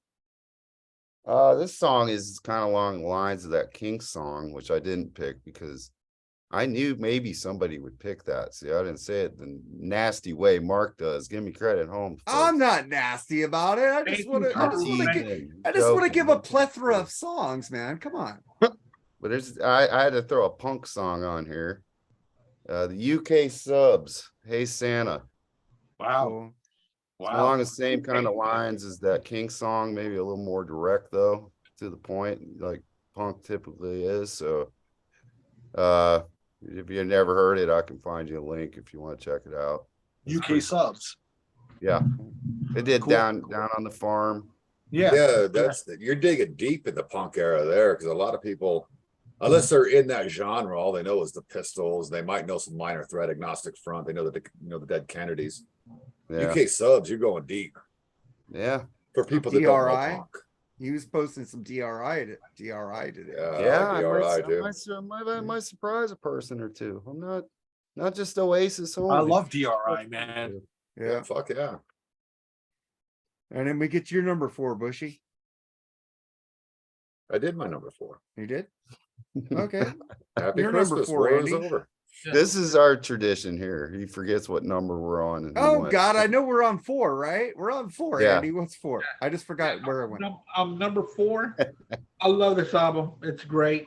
I play it every year, but this is my favorite song off the album. The 12 Days of Christmas by Bob. I've been saying Bob Denver all day. Bob John- and Doug McKenzie. I played that on that Denver. metal station. Bob Rivers, is that the one? Bob and Doug. River. Okay. I think Gilligan. Getting Yeah, his jams on. Bob Denver. I kept on saying Bob all day today because I kept on. Doug and Bob Gilligan. McKenzie. It's a Gilligan Christmas this week. But- Like, on the first day Denver. of Christmas, my true love gave to me Ginger. beer. You can't No. say beer, hoser. You did say the Bob Rivers comedy thing, right? No, John Denver and the Muppets. Oh, okay. Yeah, and John Denver and the Muppets. Okay. Um, I'm waiting for somebody to pick Cheech and Chong. Somebody's Jim gonna pick Henson that. I know is they are. a genius Yes, with his agreed. voices, and it's so good. I didn't pull my vinyl out, Andy, but I have it too, man. Yeah, I pulled it out yesterday. But the thing is that I can't watch the Muppets anymore without Jim Henson. The voices just don't sound right anymore. You know. Brian, he's close, but he's not there. Yeah, he's close, but it doesn't. You just know it's somebody else. Yeah, It just rubs you the wrong way. like Kermit's got a frog in his throat. It's weird. And I understand that it must go on for more generations, but we're kids of the '80s and the '70s. Jim Henson was everything to us. Was all Whoever does the voice of Bugs Bunny sucks right now too. Oh yeah, well Mel Blanc's been gone for a minute too. I so- know. Whoever's doing his voice and the fucking animation is horrible. Yeah. On the new Scooby Doo and the Bugs Bunny shit. Fuck. Give up. Stop. You're lazy.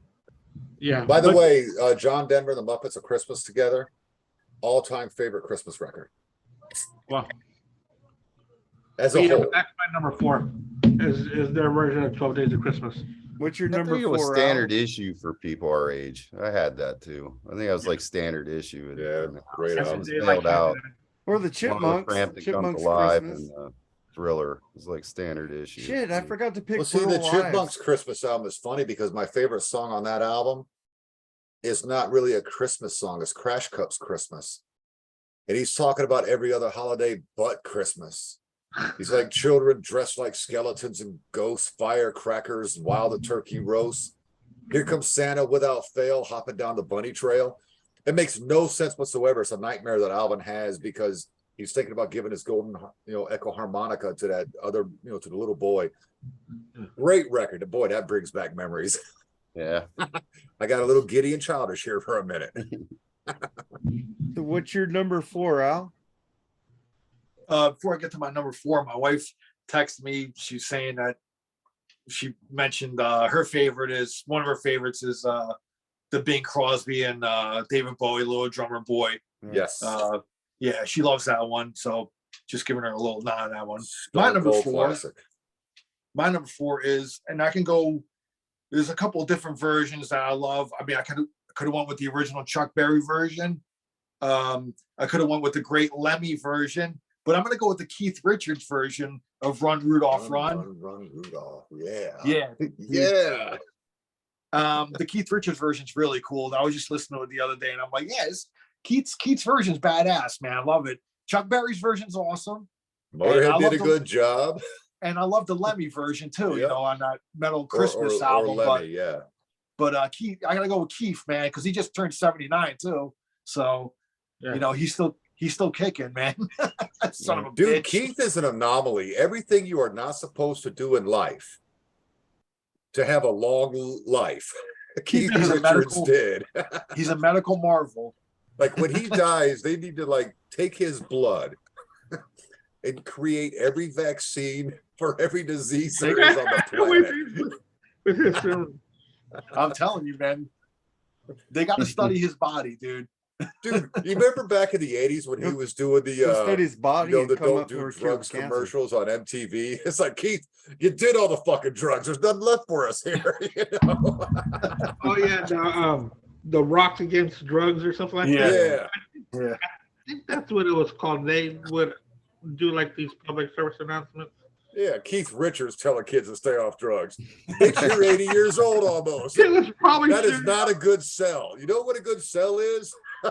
A good sell is everybody that OD'd died. Those are the guys that they needed talking about it. Keith probably Richards shot is up not a right good before- sell.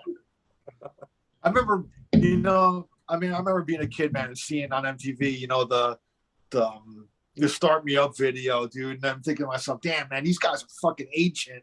And that was 1981, bro. Yeah. They still look the same. Fast forward to 2022, and holy shit, man. And they're still just as cool as they were back then, dude. They're still at it. Old men should not be that cool. No. That band was. The Stones are going to keep going until Mick or Keith drop. That's it. Those two. That's the only way, yeah. That's it, man.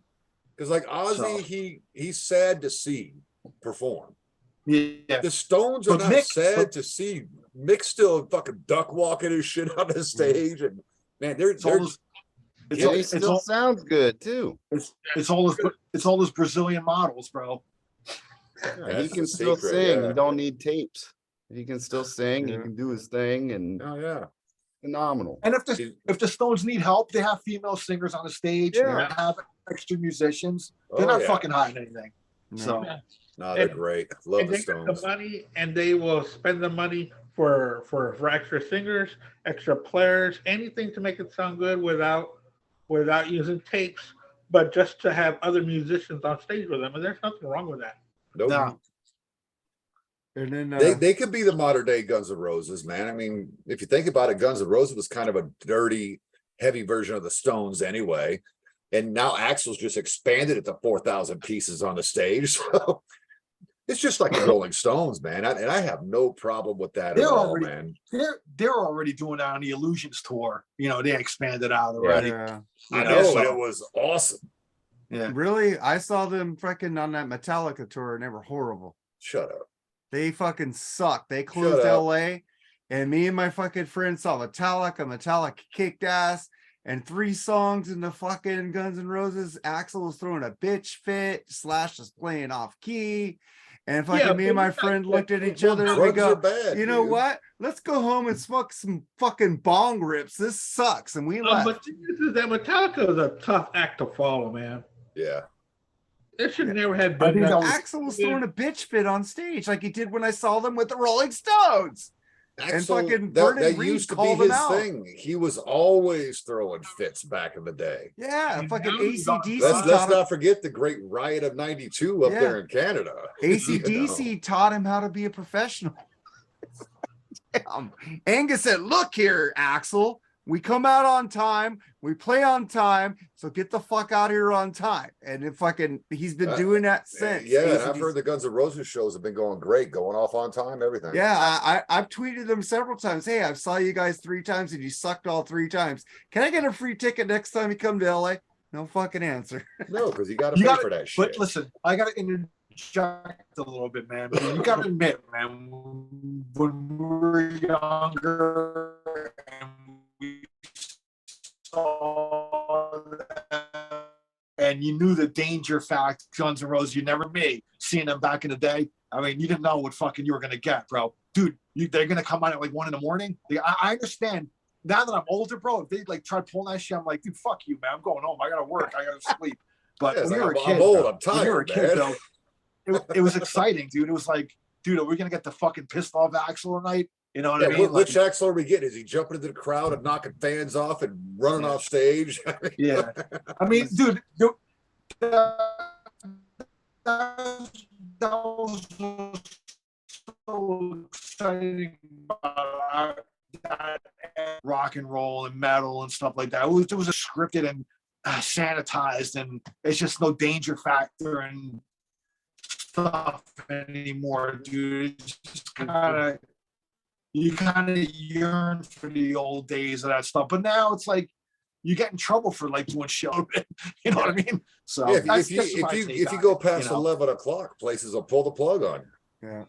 I mean, Yeah. yeah, Axl. there's new bands up there and there's new music, but it ain't the same. Say what you want about Axl, he's a rock star. He is a Through rock and through. star. Yeah, Absolutely. So I- is I- Paul I love Stanley. Guns N' You know, Roses, Paul but I like Stanley's to a fuck rock with 'em. star too. I'll admit that. I know Paul Stanley was out here at the Beverly Center. He posted, said, "Hey, I'm out here shopping for Christmas presents, but I'm always happy to take a picture with a fan and sign an autograph for them." I thought that was pretty cool, Paul Stanley. And I always talk a shit about Kiss, but I thought that was pretty cool about him. You know, get Paul Stan. There's our I have not obligatory met Kiss any news. members of KISS, and I'm here to tell you, man, I would fangirl out, and the next time I cry about a damn musician dying, it's going to be Gene Simmons because he's my fucking idol. He is the truest embodiment of the American dream. This is a poor little fucking Jewish boy that came from Haifa, Israel, to this country that couldn't even speak the language, and now he's a fucking millionaire. And he's a dick. Well, most people that are millionaires got to be dicks. You don't get to the top by being nice. That's true. So you guys all did your number 4, right? Yeah. Right. Okay. So I'll do Jerry's number 3. He picked Twisted Sister, "O Come All Ye Faithful." Oh, he's lying. I know everybody hates that Twisted Sister album, right? I've got it. It's fun for what it is. I don't like it. I, I really like the Lita Ford song. What is it? I'll Be Home for Christmas. I would like to do Lita Ford. I like that one a lot. But "Oh Come All You Faithful" is probably the worst track on the album. Oh God. Well, he picked that. Now I'll get to my number 3. And this movie came from, it was debuted in the movie Lemon Drop Kid. You guys know what this is? No. You know what song this is? It's one of the famous all-time Christmas songs that my boy Bob Hope did in the Lemon Drop Kid. He debuted this song in this movie. Fucking great movie. If you ever see the Lemon Drop Kid, that's where Silver Bells came from. Nice. Oh wow. Huh. I didn't know that. Yeah, Silver Bells debuted in that movie with Bob Hope, and I forgot who the female singer was. They sang while they're walking down the streets.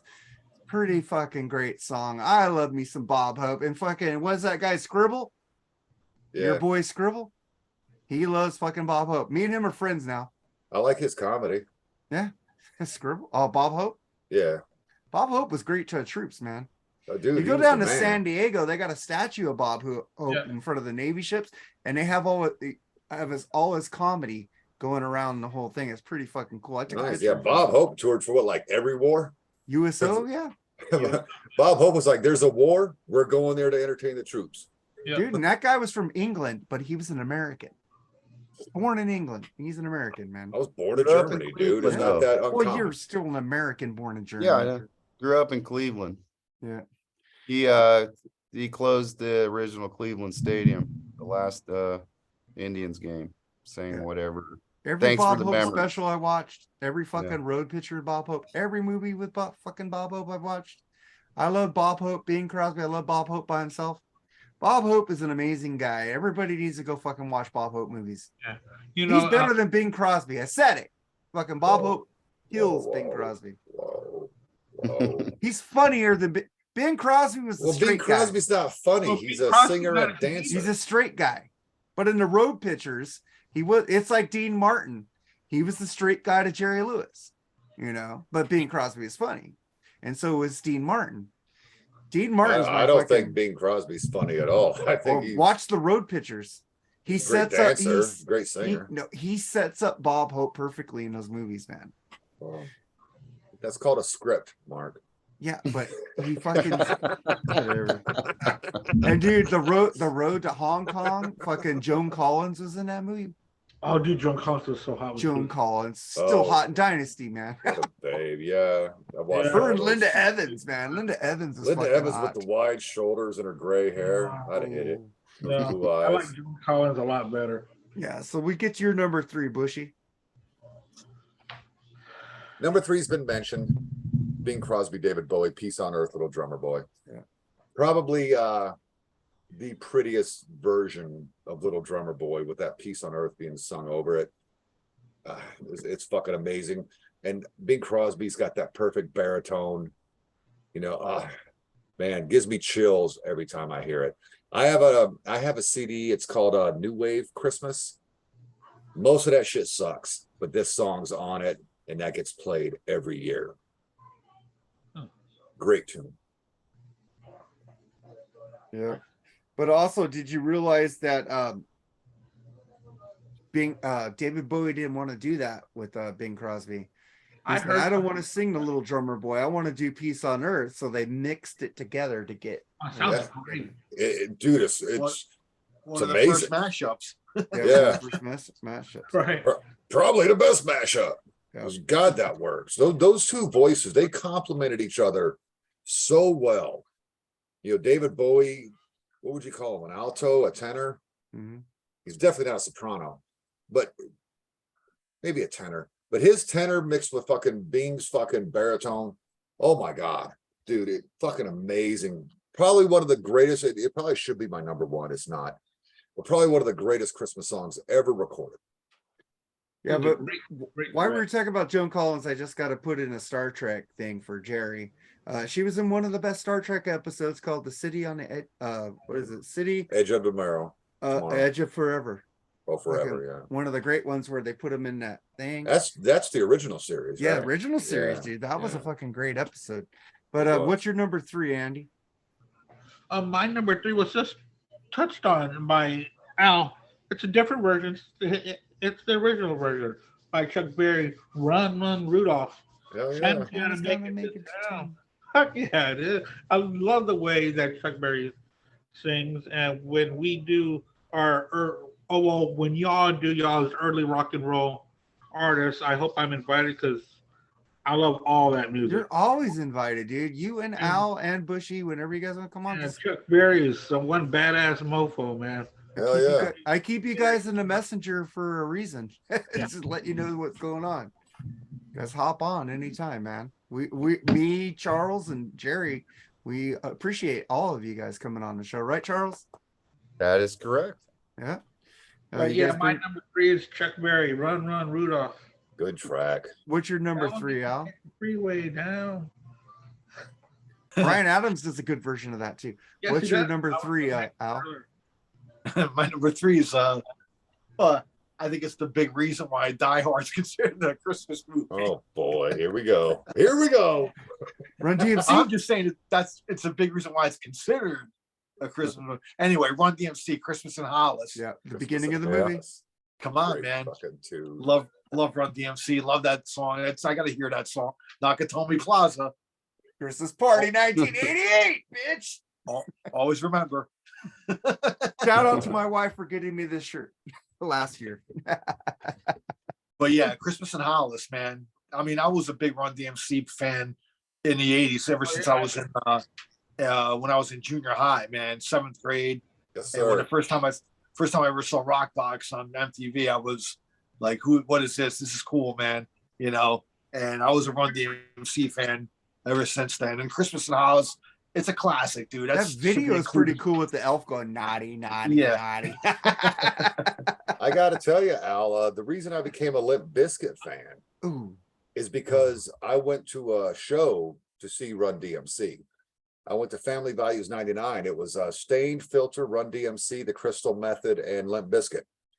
I didn't know who the hell Stained was. I didn't like Filter. I didn't know who The Crystal Method was. And Limp Bizkit I thought was trite. I was there to see Run DMC. I became a Stained fan. I still hate Filter. Run DMC killed. The Crystal Method was just hot garbage. You know, all this rock and hip hop, and then it's fucking techno. A couple guys with laptops and joysticks. I didn't like that. And And then Limp Bizkit, dude, Fred Durst turned me into a fan that night. But I was there to see Run DMC, dude. I was so stoked to finally see Run DMC. I like that old school hip hop though, man. I So love do I. rap. I like love that. old I school like rap old school. music. I So, saw yeah, it once, but I left in the middle of the set. So I Charles, think what's they your were number? playing with Kid Rock and DMX at Godsmack. God, that would have been a killer show. But I Like left all in the those middle. acts. And then the closer was Limp Bizkit, and I couldn't. After 20 minutes, I was like, it's gonna bail. Durst is a front man, dude. He was great. I don't know if he Yeah. had an off night for you or what, but I was not a Limp Bizkit fan until I No. saw them live. And I was like, oh fuck, I get it now. Yeah, I'm still freaking what do you call traumatized for doing that Limp Bizkit album. Still sucks because I like most of it. Yeah, it was a good Asshole. album. Fuck. I had to be honest. Charles, what's your number 3? 15 songs, clocking it at 34 minutes. It's great. I'm surprised this one isn't on that Mariah Carey tip. As far as being annoying, maybe to some people it isn't. To me, dang it, I love it. Feliz Navidad. Love that Jose song. I Feliciano. like that too. Hey, Feliciano. I love it. I love that song. I don't know. I guess maybe some don't, but I dig it. Dude, that's I a just- happy, fun fucking song, dude. No, it is, man. It is. I just saw a funny picture, like somebody posted, and it was a sign that said "For Lease," and then somebody spray painted Navidad. And I was cracking up, man. That was That's great. great. I'm always joking around, and when I first met my wife, I told her that my uncle wrote that song, Feliz Navidad. And she looked at me and goes, "What the hell are you talking about?" Nah, that's a great one, man. Threw it out there. Yeah, that's a great song. I love it. It's so much fun. It's upbeat. It's happy. It is. I want to wish I like you that a song. Merry Christmas. Again, for Jose Feliciano, for Jose Feliciano. That song pays the bills. Yeah. Hey, man, True. it's Absolutely. be around forever. I mean, it really is. Yeah, that's one of those classics now, man. That's a classic. Yeah. I mean, he lives off that song very, very comfortably. Yeah. Yes. It's like Billy Squire lives off hip hop beats. But Exactly. then let's get to Jerry's number 2. He picked Little Drummer Boy, David Bowie, and Bing Crosby. That's like what, the third, fourth one? Yeah. Dude, Fourth one. Fourth one. one of the greatest Christmas songs of all time. It is. I'm actually kind of bummed I didn't put it on my list, but my wife Yeah. texted me to Yeah, throw it Yeah, in. So she your wife- did, Your so- wife did it for you. Yeah. Yeah. And then I'm gonna pick mine. I don't think any of you motherfuckers picked this. If you did, I'll be fucking surprised. Weird Al Yankovic, Christmas at Ground Zero. Fucking, I love that song. who's Weird Al Yankovic? Yankovic. Whatever. Weird Al. Did I say his name wrong? Like I said Lee's last name wrong. You Yanker. know, fucking whiskey's a powerful drink. Just letting you know that. Yeah, Have you yeah. seen the unboxing? definitely- Have you it's seen the definitely unboxing? whiskey. It's, I think Mark could butcher John Smith, man, for fuck's sake. John Sith? Whatever. Yeah, his enunciation is just not there. Hey, I love dude, it. I had It's problems funny, in though. school. People, I went through classes for speech.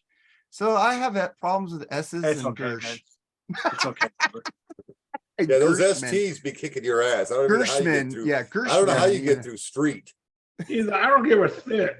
I say street. I say street, yo. He walks down streets and he eats steaks. So Weird Al Yankovic. Is that better? Did I say it right Yes, there? Yeah, sir. Yankovic. Yeah, not Well, Yanker. Yankovic. Yankovic. But Christmas at Ground Zero. That's my number 2. Yanker Rich. Yankerzic. And then we get to yours. We don't want to Al. hear about your masturbatory fantasies, okay? Oh, did you guys see that movie with No, we don't want to watch the masturbation movie either. the Harry Potter doing Weird Al made his own biopic, and it was a parody of his life. Yeah, it's all a joke. It's not, none of it's Funny true. as hell, man. I haven't seen it yet, but I want to. It's so good. Like, and what's his name? Harry I heard Potter. Daniel rules. Radcliffe did a good job. Oh yeah, Daniel Daniel. Radcliffe. So what's your number 2, Al? John Lennon, Happy Christmas. War is over. Gotta pick that, man. Every time I hear that one, that's another bona fide classic. Yeah. I grew up always hearing that one, and when I hear that, man, it brings me back to my youth all the time. Cruising in my parents' fucking 72 Cadillac sedan DeVille, and they would have that Christmas time, going to the mall or store or whatever, and you'd hear it on the radio, and I just remember being a young kid hearing that, and it's ingrained into my DNA. Oh, So it almost made my number 1, but I have a number 1 that I love the most. But John Lennon, man, I mean, that's my number 2. Got to go with that one. Oh yeah. It hurt me to put it at number 4, brother. Yeah. So what's your number 2, Bushy? My number 2. Oh man, come on. You can't have Christmas without Burl Ives. Oh, Fucking Holly Jolly Christmas, brother. Oh That's yeah. that's on my other. My grandma Man. played that all the time. I love that song. Hey, calm down with grandma talk, okay? I remember that shit from like Rudolph the Red-Nosed Reindeer, okay? Yeah. Like I could have picked Silver and Gold. I mean, there's several songs from that. And I like Rudolph the Red-Nosed Reindeer. And in fact, I prefer Burl Ives' version to Gene Autry's version, even though I know that's a Gene Autry song. Yeah. But man, Holly Jolly Christmas. It's Yeah, just his a voice- happy song, man. I love his voice in that, man. Yes. Burl Ives, I had the that's- tape of all Bill Ives songs, Christmas songs. I mean, when Fucking- I see the name Burl Ives, I think of Christmas, man, because of Yeah. that, like, Rudolph the Red-Nosed Reindeer is a classic cartoon. I was just watching that the other day. When it comes on TV, it's like one of those, I gotta watch it. You got it. You have to. We would stop everything and sit down and watch that and Frosty because they would show them back to back. Yeah, Rudolph, Frosty, all those great classics. Yeah. No Peanuts, man. No Peanuts. Oh, Charlie Brown Christmas is, Oh, yeah. is up there. in those classics. Yeah, my wife Yeah. has to. We haven't deleted off the DVR for 4 years. And 'Cause she says, "Don't delete it." I got the vinyl to that where they do the whole Velarde or whatever his name is. the whole the whole Christmas. jazz album, man, that's Yeah. such a Oh, good no, record. it's not the jazz album. It's the actual cartoon with them Oh, talking. yeah. Dialogue. Oh. So all that. it's Yeah. the movie, but it's Yeah. on a Vinyl. record. Vinyl. That's Yeah. awesome. Yeah.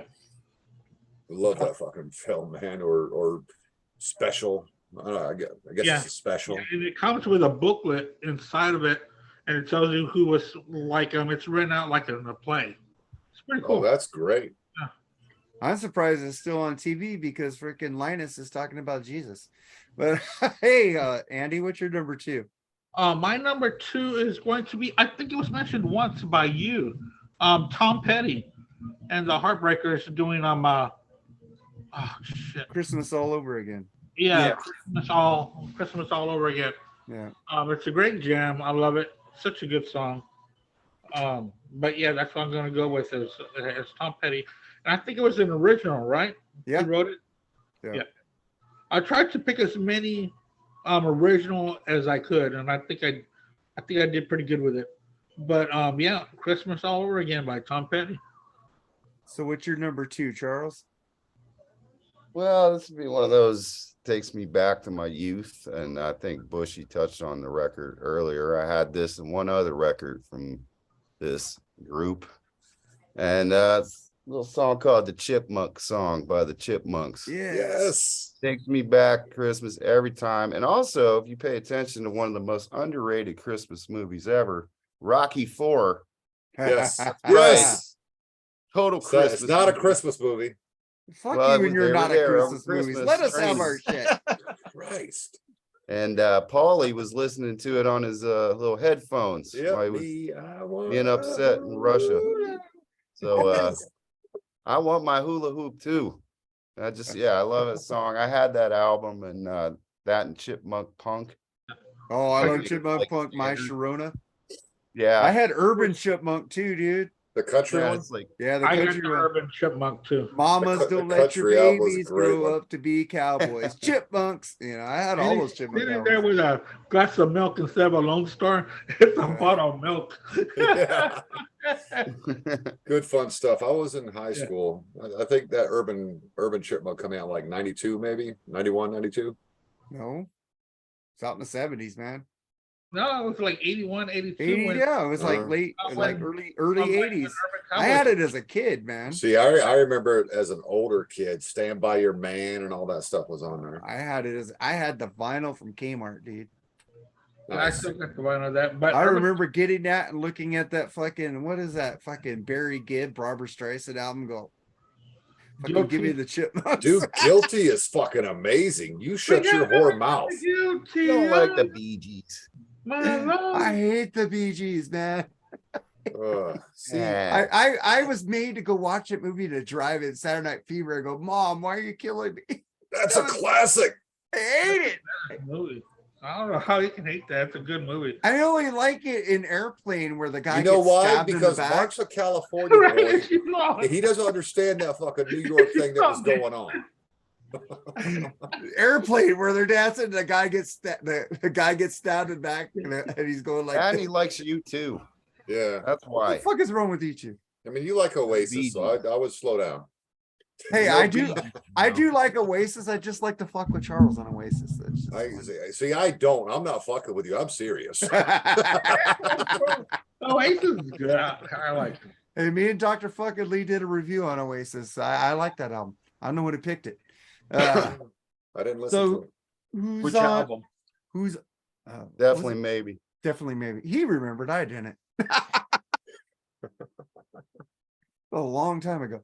So Consider who's it on your number best. I 2? don't know if it is. Al, you're on number 2. I did 2 already. You're on number 2, Charles. I was Chipmunk. Okay, then who's on Chipmunk number song. 2? Oh, everybody did 2. So we're on 1.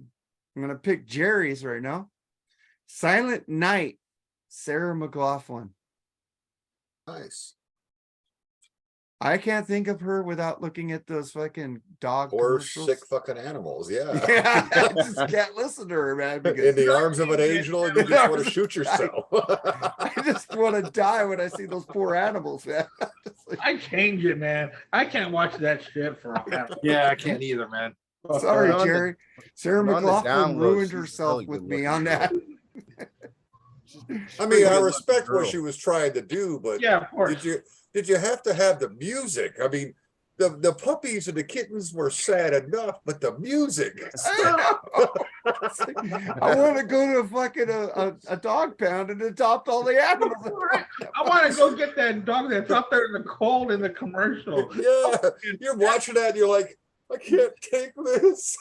I know, but you know what the sad thing is? When who's that girl from fucking All in the Family, Sally Struthers, did the commercial for the starving people? We're like, with the dog commercial, we're like, ah, but the people starving, we're okay with that. Fucked up. Oh, I had a fat joke to tell, but I'm not going to do that because that's insensitive. We're not supposed I to was body thinking about shame. one. How about Sally's brothers? She was all fat. She's like huge, talking about starving children. It's like, bitch, put the fork down. Send your dinner to them. South Park made her look like Jabba the Hutt. Yes. Or Chris Rock said they're always throwing bags of wheat. He's like, how about some gravy? Can't we get some gravy? Or We're all going to hell, just so you know, because we're all laughing at it. when Sam Kinison was saying something like, you know what you should do? Go where the food grows. Move away from the desert. Nothing grows in the desert. Move. That's one of the greatest bits of all time. God, No. Sam Kinison. We got deserts in America, but nobody lives there because nothing grows. My wife knew Sam Kinnison's brother, man. That was fucking pretty cool. Fucking, she knew a lot. She knows a lot of fucking people that I never. She met fucking what's that guy's name? The guy from Supernatural that Nate doesn't like. Jensen Ackles. She said Nevaeh that- loves him, dude. She's got a poster of him on her wall. Sam is fucking you, dude. Sam is fucking you, Bushy. I And know me. she says I'm the Jensen Ackles guy because You are the Jensen Ackles guy. No, you're Dean. You're Dean Yeah, Winchester. Dean, yeah. You're Dean, dude. But Yeah, fucking she loves Dean. I figured out Nevaeh was like 8 years old, and whoever I was dating at the time was watching this, Charmed with Dudes, because I don't like the show, man. I don't get it. There's no boobs because Charmed at least had Alyssa Milano and those great there's jugs. boobs in fucking Supernatural. No, it's two dudes doing the same thing they did But in they Charmed. get chicks around It's them. Charmed with Dudes. It isn't Charmed, but dudes. But Nevaeh, she was just staring at that guy at 8 years old. She's been hooked on that dude forever. She's 17 now. Hey, he's in fucking that show, The Boys now. He's fucking badass in that show. I haven't seen it. On Amazon Prime. It's fucking evil superheroes. Nice. Fucking cool, dude. But fucking Jensen Ackles is in there because the producer of Supernatural is doing that show now. He brought him in. He's really good. Yeah, and the other guy's doing Walker, Texas Ranger now. Yeah, that show We gotta, sucks. we gotta do the Tiger Beat episode next week or what? Oh I god. don't even know what the hell you're talking about. No, we're gonna do Teen Beat, bitch. Team. Yeah, Paul Stanley was on that cover a lot, right? You guys Team beat. You remember that, Al? I don't even know who that guy is. That's going Holy way shit. back, ain't it? That is All going right, way man. back. Team beat, Tiger beat. All right. Oh, We got off God. track here, man. But Sorry. my wife said Jensen Ackles was such a sweetheart. He was in there doing Disney Interactive, doing a voice for a video game for Disney. And he was like, he said, do you guys need anything? Do you guys need? And my wife goes, we're here for you. Why are you like getting us water? He was like helping them out. This is a pretty cool dude, man. So let's get to your number one, Charles. You too. Christmas in Bombay or whatever you said. Of course not. He said Of course not. They're Irish. Dr. Bombay, come right away. Okay. I don't know what U2 song you're Hey, talking have you about. seen And I won't Tabitha listen, lately? so it don't Tabitha's matter. hot. All right, go ahead. You touched on it, you know what it'll be. And I agree with everybody else that's picked it so far. you got to listen to it at least once each Christmas, if not a few times. And it was always on the radio. From my favorite, John Lennon, Happy Christmas, War is Over. Even the poodle doesn't sound terrible on it. I knew that was happening. Yoko didn't even sound bad on it for No. once. I mean, he must have worked with her for months to get her to sing where we could stand it. But it was such a great song and great message. I'm not necessarily, as much as I dig Lennon, I'm not into that hippy dippy stuff that he did, like Power to the People and all that kind of You're a stuff. veteran though, aren't you? That is correct. Okay, yeah, so that makes sense. You wouldn't be into hippy dippy shit. Yeah, I'm not a veteran. I hate hippy dippy shit. If Oh, heard you're a my hippie podcast, right now. Shut up. I ain't a fucking hippie. By liking In and California Out far more out, than Whataburger, you're a hippie. Have you heard Freeform? But I'm fucking getting on leave for picking all this United States of America and Fairport Port Convention. Fucking hippie shit. Fuck that shit. I said if you pick the dawning of Aquarius, I'm fucking gone. Love that song. I do I think actually though, love that song. Fucker. I think that message Hippie? though in the song, even though I it's am an Aquarius. kind of is hippie stuff, but you know what? I mean, that should be a message of the holiday season, whatever you choose to adhere to. War should be over. We should all get along. True That's story. true, man. Touched I on agree. it perfectly, and And you're a I'm little not too surprised. close to it right now, for Yeah, my yeah. taste. yeah. Yeah, I want him to move back here so he's in a better time zone so we could drink on the podcast. Yeah, it's hard to figure that one out, but yeah. Oh, if I'd have done one last night, it would have been something else. I can promise you that. That hot wine get you going. So Well, shit. I had a sip of that in Germany when I was a kid because, American parents, they're not down with the European ideals where the kids can have a drink. But my dad did slip me a sip of the hot wine 'cause they do that in Germany as well. And yeah, whoa, it's good. It's good Yeah, it's stuff. really good. Oh, also trust like sake, but it's got to be hot. trust me. In my household, growing up Portuguese, I drank as a kid. I was going to say, yeah, you got that Motherfuckers, I didn't drink till I was that 21. European thing. dad- That's how it is, man. My dad made homemade wine, and I'd help him crush the grapes and all that stuff. And Nice. yeah, man, I was a Well, taste yeah. tester. How is that? Drink beer at lunch. In these What's mountains at North Carolina, man, I get my hands on moonshine, and like the real moonshine, not that shit you buy in the store. That real stuff that burns as soon My as dad- it touches your lips, and you got to I want sip the it. Dukes of Hazard moonshine that fucking ran a car. My dad, my dad made a batch of that too, man. He got a Ooh, good old corn liquor. he got a distillery here in he had a basement. He made it, dude. I was like, "What the hell are you doing, man?" He's like, dude, "Shit." Yeah, that stuff. That stuff it will run a engine. Yeah. Remember the Dukes of Oh, yeah. Hazard where they did that thing to run an engine? Mark, I'm gonna send you a link to a show after this, and I don't mean to go off topic, but now we're talking moonshine. But there's a very famous moonshiner named Popcorn Sutton, and he did a movie, and the movie's called "This is the Last Damn Batch of Liquor I'll Ever Run," and it was to show how you ran an actual run of shine, and the stories this man tells about how he would pour moonshine into his vehicle to get him back off the mountain, back to his house. Wow. Dude, it's absolutely amazing. And it's a piece of history because these guys are dying off, these old shiners. And if they're not teaching it to these young people, all we're going to get is that old smoky bullshit they sell in the liquor stores, man. And that is not moonshine. Moonshine is not 80 proof. Moonshine's like 120. Yeah, like the Oh, yeah. Dukes of Hazard, Uncle Jesse running his car with fucking moonshine. Yep. Fucking cool. So who's on number one? I got lost. Yeah. we Charles got on did track. his number Charles did. Bushy, Yeah, he you're did number Happy one. Christmas. Okay, my number one, I'm going back to the John Denver and the Muppets album. I know they were featured earlier. I know Andy picked 12 Days of Christmas, which is weird because there's so many better songs, but it's fun. I love Miss Piggy doing the 5 golden rings thing. That's fucking hilarious. And I love Beaker. Me. I love Beaker. Beaker's my favorite. But this is probably, and this is why it was so hard to put John Lennon at number 4. This is why it was so hard to put Burl Ives at number 2, It's why it was so hard to put, Bowie and Crosby at number 3. But the Peace Carol off of John Denver and the Muppets. What a great, great song. This is a song that, if you get away from the fact that it's a Christmas song, it also, like Happy Christmas, has such a great message. Unfortunately, it goes to it's the peace of Christmas Day. But I'm telling you, it's such a pretty song. And John Denver, what a lost treasure he is, man.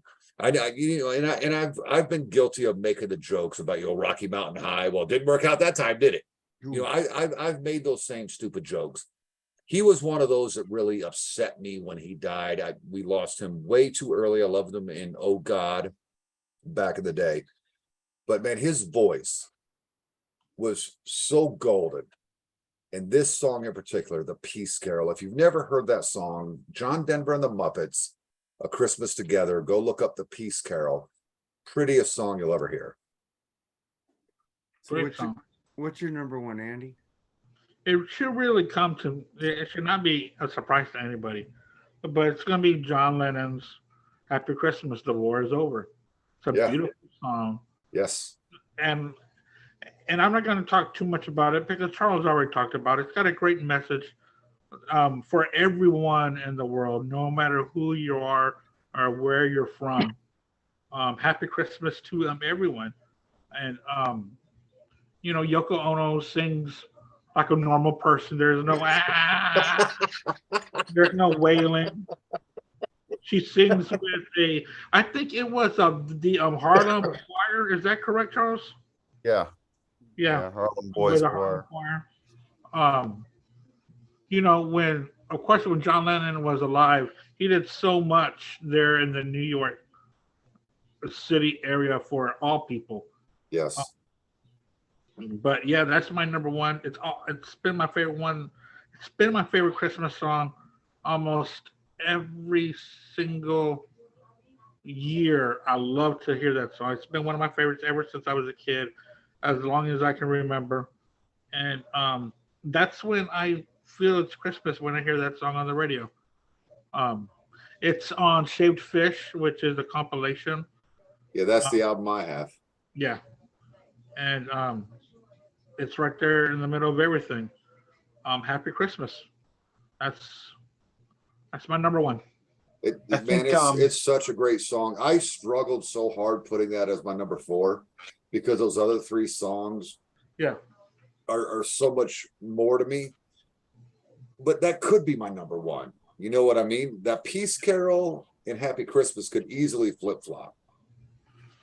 Great. I think John Lennon toning down Yoko Ono on that track, it really inspired Gene and Paul to tone down Vinnie Vincent. Kiss. You know what I mean? We always got to get the Kiss stuff in here. I did it earlier. We got to keep those Kiss fans happy.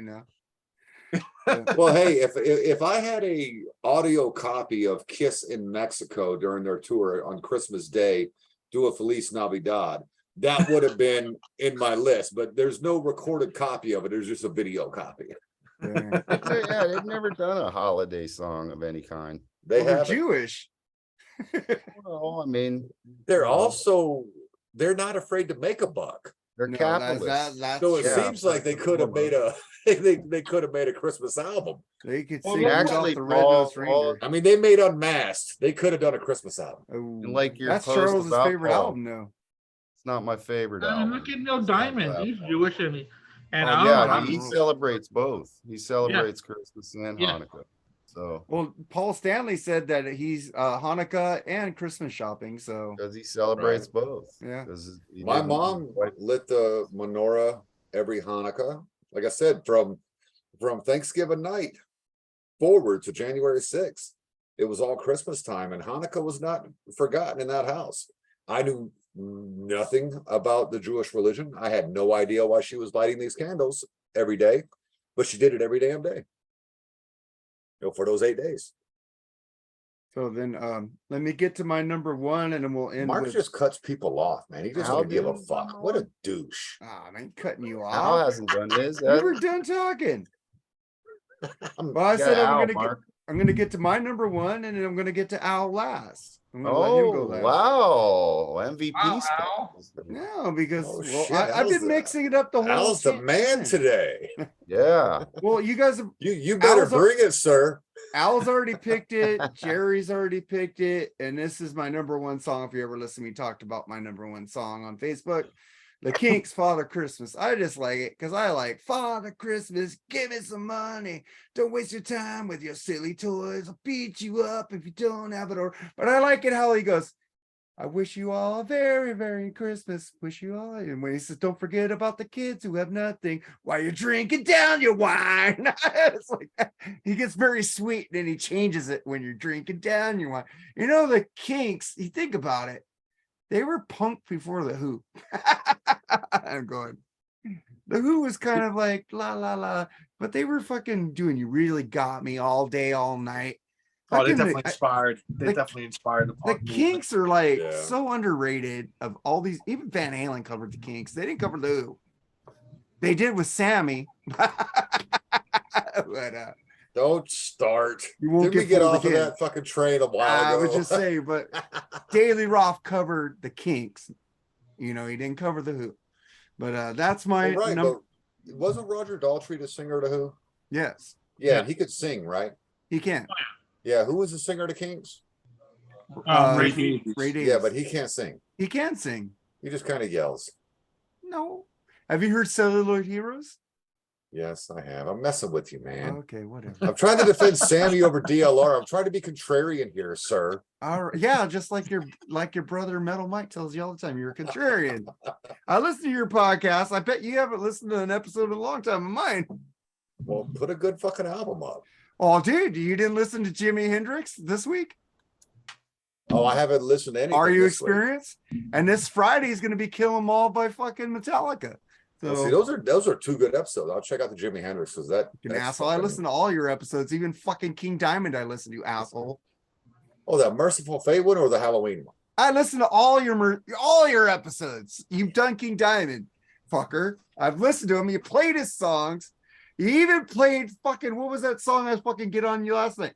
You played fucking About a Boy from Oh, Kiss. Just a Boy. Yeah, Just a what Boy, great whatever. song. I listened to your fucking shit, and I give you compliments. on Al, it. I see you laughing over there. It's a great song.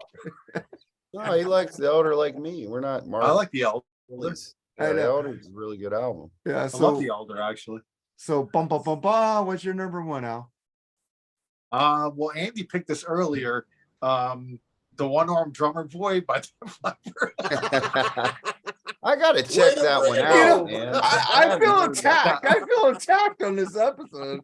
No, it's I'm gonna go make love like a man when I'm done here. Okay.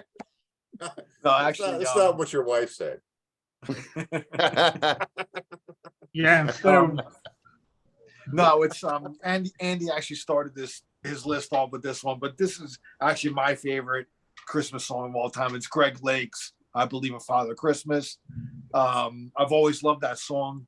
I love the message in it. It's kind of about the commercialization of Christmas and stuff like that. And the video is actually really cool too, because kind of starts out as the close-up on him, and he's strumming the guitar and all that, and you really think he's kind of in a Christmassy place, and it pans out and he's sitting in the desert, and it's actually kind of cool. And it actually shows at the end is pretty touching. It's a soldier kind of and his kid running to him, and they end up hugging at the end, and I thought it was really touching. But I love that song so much, man. And actually, when I saw Carl Palmer like about 2 months ago doing the ELP thing, and his one of the guys in his band, he gave him a solo spot, so he was doing kind of like a bass, like cello kind of thing, and he played that as part of the solo. I Believe in Father Christmas, so it's kind of a cool nod that he gave to him. But yeah, I love that Greg Lake version. I love Greg Lake's voice, man. It's not it could be soothing, and he's not like over the top of like a lot of progressive rock singers are. I always thought his voice was really had a great tone to it and stuff like that. So I mean, and that's like, I mean, like Andy said before, it's not so bombastic like a prog song, but it has it's just beautiful. I think it's just beautifully put together for an original like Christmas song. And U2 did cover that actually. Did you ever hear that? Yeah. Damn. That's a no-go for me, but Ah, fuck. but Yeah, I Craig feel Lake- attacked, man. I should just like walk out. No. I'm just Dude, I'm saying that as somebody that likes U2, but I mean, I'm there's joking. certain things that I don't like everything that U2's ever done. Like you Well, guys I hate do. Zooropa. Zooropa's a fucking abortion. But But anyway, I believe in Father Christmas, Greg Lake. That's my number one. I've always loved that song. My favorite Christmas song of all time. So That's awesome. all right, man. And then I forgot to say when we're doing the BS, I don't want to skip Jerry because I got bitched at last week. I skipped him on one of the songs. And I told him, just fucking yell at me when I fucking skip. You know, it's what I do. I skip people. I think I was pretty good on this episode. But You didn't skip anybody. You make sure that you didn't skip anybody. yeah, I was making sure. I know I went out of order. I did go out of order, but that was going. But he said, rest in peace to the deceased. So on the people we talked about who died, I don't think I gave him that bullshit nod. So there you go, Jerry, and if you're watching. But before we go, do you have any like other songs that you didn't put on your list, Andy? Yeah, I do have an interesting one. Silent Night by Simon and Garfunkel. I'm not too sure if y'all are too familiar with this. They're singing over the evening news. And the newscasters talking about all this violence and bad news that's going on. And I remember this was 64, 65 because it's on 3 a.m. morning album. And they're singing Silent Night over the news broadcast. So if you're not too familiar with that, check it out because it's all bad news, you know, but they're singing Silent Night over it. That's about the only one that really sticks out to me. I know there's a lot more that I could talk about, but that's one that I wish fit on my list. The only thing I had was like Holly Jolly Christmas, Burl Eyes, Run Rudolph by Chuck Berry, and We Three Kings by the singer of Yes, John Anderson. That was all I had. Do you have any other songs, Bushy? Yeah, I have I actually have a lot of honorable mentions. Let me go. Let me kick back then. I'm a huge Garth Brooks fan. Anybody that's ever listened to my show knows that. I switched to country in the 90s because I hated fucking grunge so much. Garth Brooks' album Sevens had a little gem in there, much like AC/DC, The Razor's Edge, and much like Sabaton. This song's called Bellow Wood. It's actually the same subject matter as the Christmas Truce. It's talking about that fateful night when those two armies quit fighting each other to celebrate Christmas. It's a beautiful song. Check it out. Garth Brooks, Bellow Wood. No Presents for Christmas, King Diamond. I mean, come on. Blue Christmas, Elvis. Christmas in Dixie. Yeah, what a pretty song. I prefer the Kenny Chesney version, but it's been recorded by multiple country artists. Rock Candy Christmas, Dolly Parton from The Best Little Whorehouse in Texas. Go figure. Great song. Doesn't ever get recognized. It's a Christmas song, but it absolutely is. A Christmas Eve Sarajevo instrumental by Trans-Siberian Orchestra. And then probably one of the goofiest songs I had on my list was Santa Claus is Watching You by the great Ray Stevens. He is the country version of Weird Al Yankovic. Yeah, yes. It's a very funny song. It's a hilarious video. It is basically talking about all the things you shouldn't do because Santa Claus is watching you. What Yeah, about those are you? my honorable mentions. What about you, Cool. Charles? some good ones, man. Any honorable mentions? Thanks. Band-Aid, Do They Know It's Christmas? Man, that's a good one. I just couldn't pick it because Bono's Let saying them know thank. it's Christmas. I'm sorry. You Let know, them know. I just couldn't pick that one because Bono's saying thank God it's them instead of you line just irks me, and I love Bono. I don't get into that part that deep. I just remember that video again. Well, he says it the loudest. I know, but I don't Yeah. and all that. Fuck Bob That's Geldof. been the Okay. Merry Twistmas album from one of my favorite country superstars. We've already covered it. Conway Twitty. You want to hear some good country Christmas jams there? Go with that. And that's probably about it. That's about it on it. Al, do you have anything? Yeah, I got Dropkick Murphys Seasons Upon Us. Nice. Fucking Um, Murphys. That's great. That's my heritage, brother. I got the Ramones Merry Christmas. I Don't Want to Fight Tonight. Good one. Beach Boys Little Saint Nick. That's a great one. I forgot about that one. Fuck. I just saw the Beach Boys Christmas show at Carnegie Hall here in the city, and they were fantastic. That's awesome. My ex-girlfriend actually messaged me earlier with a Snapchat with the Dr. Teeth and the Electric Mayhem version of that, saying you got to sing this for me. And she's an ex of mine. And I'm like, I don't sing. She's like, I've seen you do it. I'm like, how intoxicated was I? She said, I've seen you do it both sober and drunk. Maybe she wants a little Christmas nudge. She wants some Christmas dick. And a shout out to the Vince Guaraldi trio, like the Charlie Brown Christmas album. Yeah, I I love was that. waiting for one of you guys to pick that. I love that whole album, man. I I have would it have on picked the vinyl. whole So album good. too. Yeah. And it's just Jazzy album. when you're in a jazzy kind of mood. I mean, that's the kind like I'll put that on, bro, and it's really cool. Like, Great album, man. yeah, I mean, my much like Bushy in the '90s, kind of the country. My brother actually got me into jazz because my brother got me into rock when I was younger and hard rock and all that stuff, and then he got older and he actually kind of started getting into jazz, and I started working together with him, and we'd listen to some jazz, and I realized like, damn, man, there's some great shit, dude. I mean, Miles and all the greats, dude. And but that Vince Guaraldi trio, that album, dude, that's Christmas time, bro. I gotta put that on, and Hell yeah. that's just a great album to just like chill to, and whatever, man, whatever you're doing around the house or something, at Christmas time. So That's a yeah, good so one. I And, shout and out- then you start doing that stupid dance, oh Oh, man, God. but yeah, But- man, shout out to that album, Hell yeah. So those are my animals. So that was our top 11 holiday Christmas songs. But before we go, I'm going to ask each one of you. I'm going to start with you, Bushy. Do you have a Christmas message to give to the people? Don't be dicks to each other. Barring that, I am doing my annual Christmas show this Saturday, 10 a.m. to 1 p.m. Eastern Standard Time, thatmetalstation.com. And I'm only putting it out there because I know you're going to put this out like tonight. And a lot of these songs that you have heard us mention tonight will be in that show. I try to keep it as close to 100% Christmas over those 3 hours as I can. I include commercials from Christmas movies. I have a blast doing it every year. It's hard. I may have to mix in just some regular music because 3 hours, man, that's a lot of Christmas music.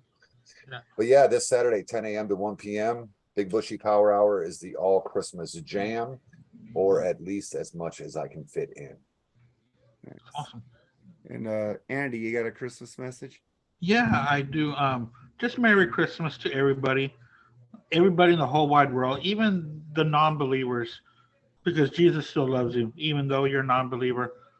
So Merry Christmas to everyone, and hopefully the ones that are out there in the cold, hopefully they can find a warm spot. Yeah. That's it. What about you, Charles? Just repeat the same sentiment. Merry Christmas, Happy New Year. It's great, greatest time of the year, and just appreciate what you have while you have it, and hold your loved ones closer if you're around them, and just cherish these moments. What about you, Al? Merry Christmas to everybody, and just remember, man, it's not always about the material things, but just family and friends and having their company, and that's the most important, man, because those are the memories that you always cherish. And when as we get older, and my mom's been sick, so I'm kind of appreciating, we take things for granted, man, and just remember, man, family, friends, that comes first. The materials, shit, you don't take that with you, man. You know what I mean? So, and I just live by one motto, man. You know, treat people like you want to be treated, man. That's really it, dude. You know, be kind, yeah. be kind, man. You know what I mean? So that's my message. You said it a lot nicer than I did, Al. And I work in retail, and I just see all these people running around like crazy during the holidays. They don't get it. You're supposed to slow down in the holidays. Calm down. Everything's going to be fine. Enjoy yourself. And people just don't do that. They want to get everything perfect. That's not what the holidays are about. Yeah. That's For me, the best Christmases we had were train wrecks. They were absolute train wrecks, and they were the best times. That's a beautiful dog, Bushy. yeah. Yeah, I'm trying to talk my daughter into leaving her here. This is my daughter's dog, Okay. but she's my buddy, obviously, because she just jumped up in my lap. But and she's back there with her door shut. She can't even get back there to my daughter. But she's 17. She's in her senior year of high school. She's talking about moving on, and I'm like, well, you're leaving Athena here with me. Yeah. My Christmas message is just remember, it ain't Xmas, it's Christmas.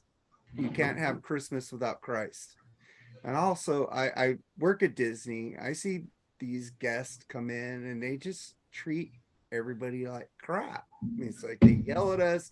They talk about the prices. They talk about this. You know, we're there working for pennies, trying to serve you. Stop yelling at us, man. We're there. Oh, the to way help. people treat retail workers, food workers, anybody this time of year is absolutely horrific. And I understand everybody's, stress dogs are trying to get all their shopping done. They're trying to get all these things done. But damn, because I've worked those industries before. I have been in retail, and I was a server for 3 years when I got out of the Army. It is tough work, man, because you have to keep putting on that smile and taking all that BS you throw at us, because frankly, our livelihood depends on it. Take a step back when you're angry. Think about what you're angry about. You're not angry at that person. You're angry about something else. It does not need to be projected onto that person. Like Al said, I said, don't be dicks to each other. Al said, be kind to each other. It's the same sentiment, man. Merry Christmas, you guys. Yeah, I'm just gonna say, man, I'm a believer in Jesus Christ. I know the season right now is it's the winter solstice. It's not actually when he was born, but if you guys can make Jesus the reason for the season and stop being dicks to each other and start being nice to people, but don't just make it at Christmas time, man. Do it year round, because I get shit on year round, and I'm sitting there just trying to help these people get through. Somebody wrote a message on Facebook saying, "Oh, I can't believe Cracker Barrel's out of gravy and dumplings." And I'm going, and I was just thinking, I hope they didn't yell at their server. Is it their fault they're out of the gravy and the dumplings? No. Be kind to these people. They're there to serve. It's not their fault they are out of products for you. It's like I've read people getting pissed off at Starbucks because they couldn't get their vanilla latte because they were out of the latte. And I'm going, geez, people, you're yelling at people that have no control of what they're getting. I know they should have gone to Dunkin' Donuts anyway, because fuck Starbucks. I'm just whatever. Dunkin' Donuts has the worst apple fritter in the world. I don't care about their donuts anymore. All I care about is their coffee. Okay, their coffee's good, but I go get an apple fritter. There better be apples in there, not fucking cream, fucking whatever. But I'm just saying, be nice to people, man. Remember, man, we're here to help. We're here to be loving towards you. You guys could yell at me all you want. I take it in stride and I say, have a nice day and enjoy. I just want to say one more thing on top of my radio show. You got to pay attention to 10 a.m. to 1 p.m. Saturday. Andy, I am so sorry for crashing your show yesterday, but it was Mark's fault. Mark said, pull me in. It was his fault. No, I'm not even worried about that. I'm glad that you came in. We had people cancel on us yesterday, dude. So it was awesome. Yeah, I was one of them. We'll see. I wish I could have gone back and listened to albums. I hadn't listened to that record in like 4 or 5 months because I haven't been on a Pink Floyd kick. Because every time I go back to Floyd, Division Bell's the first thing I listened to. So I was like, damn it. And I'm sitting here listening to these guys talk, and I'm like, oh, you guys should have me on there. And then they pulled me in. I'm like, oh, I'm not ready for this. Now I got to go off of memory. Oh no, but you did fine. You did fine. Don't you worry about it. But thanks for pulling me in, because it was fun, and that is my favorite Pink Floyd album. And you guys all, man, Charles, I think you're a dynamite addition to the Mark and Jerry sessions. It's gotten much better. Oh, Alan, Andy, man, you guys are basically part of this damn family too, because it seems like you're here every week. I enjoy watching this every week when I'm not on. I think it's better when I'm on. But you got an open invitation, bitch. So you could always be on here. point is, I absolutely enjoy it. Meeting Alan, meeting Andy, that's been a real treat, a real I don't use this word very often, a real blessing. I've learned a lot just hanging out with you two guys. Charles tries to teach me Oasis, but you know, sometimes we have Down syndrome people, and you have to deal with those people and be nice to them, because they're people too. Oh, well, it's been real nice meeting you and talking to you about music. It's been great. Well, all of y'all really, because this has been such a magical ride for me. I just started doing this in the beginning of this year, and I just met Al at the beginning of this year. Oh wow! And it's been just a fantastic thing. You know, when I started doing podcasts, I never thought that it would turn into what it has. It's such a great community. I hope you guys can make it out to Rockapod sometime and you see how crazy that community really is, the love you get. And it's all different ideals, it's all different beliefs, and none of that matters. Y'all get together, you drink some beers, and you know what you discuss? Pussy and music. That's all you talk about. And look, don't laugh, Mark, because even the chicks talk about pussy, okay? And that's hot. I have my wife coming with me, so I'm not gonna be talking. I'll be talking about her too. Well, we'll have to exit her stage left. Oh, Rush fucking! I just made a Rush fucking thing. No, Pushy, man. Thank you for the kind sentiment. I appreciate it. Thank you, Andy. Thank you, Charles, Mark, Jerry. Yeah, all you Jerry, guys, good man. to see you today, Jerry. Yeah, man, Yeah, Jerry, how'd I we forget love you, Jerry? man. I can't Yeah. wait to fucking hang out with whoever's Hey, going to Jerry. Rockin' Pod. Jerry, man, I miss you, bro. Yeah, we miss you, you, bro. man. You're a big part of this show. Without you, I miss you too, Jerry. We're called the Roth cult for some reason. When I That's have Jerry's signature. when I have move, Andy man. and Al on here Yes, and it Bushy is. who love Sammy Hagar. So there's like only fucking Proving Charles. proving a mental affliction crosses all boundaries. Oasis fan. I was called a twat today because I wanted to send Like his we used to merchandise say over. in the late 90s, Charles. Domino, motherfucker. Well played, sir. All right, man. So what we need you guys to do, we're almost to 200 subscribers, man. We need you guys to subscribe. We want to get to 1,000, but we ain't greedy. We'll take one step at a time. Get on here, subscribe, share the show. And thank you, Al, for asking your group to frickin' subscribe to us.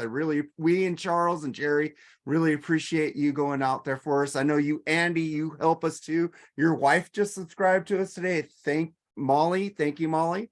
And Hey, Man, I'm a I dick. I'm gonna have to promote your shit now, ain't I? Hey, I promote hey, your Mark. shit all the time, dude. it took a while for my channel to get to 200, but it seems like when I got to 200, it started snowballing. So it'll happen, bro. Freeform It'll just hit happen. 305.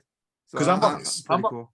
I'm up to about 1,800 subscribers now on my Nice. channel. So, that's pretty. I never thought I'd get that high, dude, ever. So, I mean, it'll happen, man. Just gotta be patient but like it seemed to, because I was like doing a push for like 200 too, and I wasn't getting there for like a long time, and then I got there, and all of a sudden like went to 250, 300, 400, 500, dude, and it just started like snowballing, bro. And I was like, whoa, and just keep doing your content, man, and it'll get out there, dude.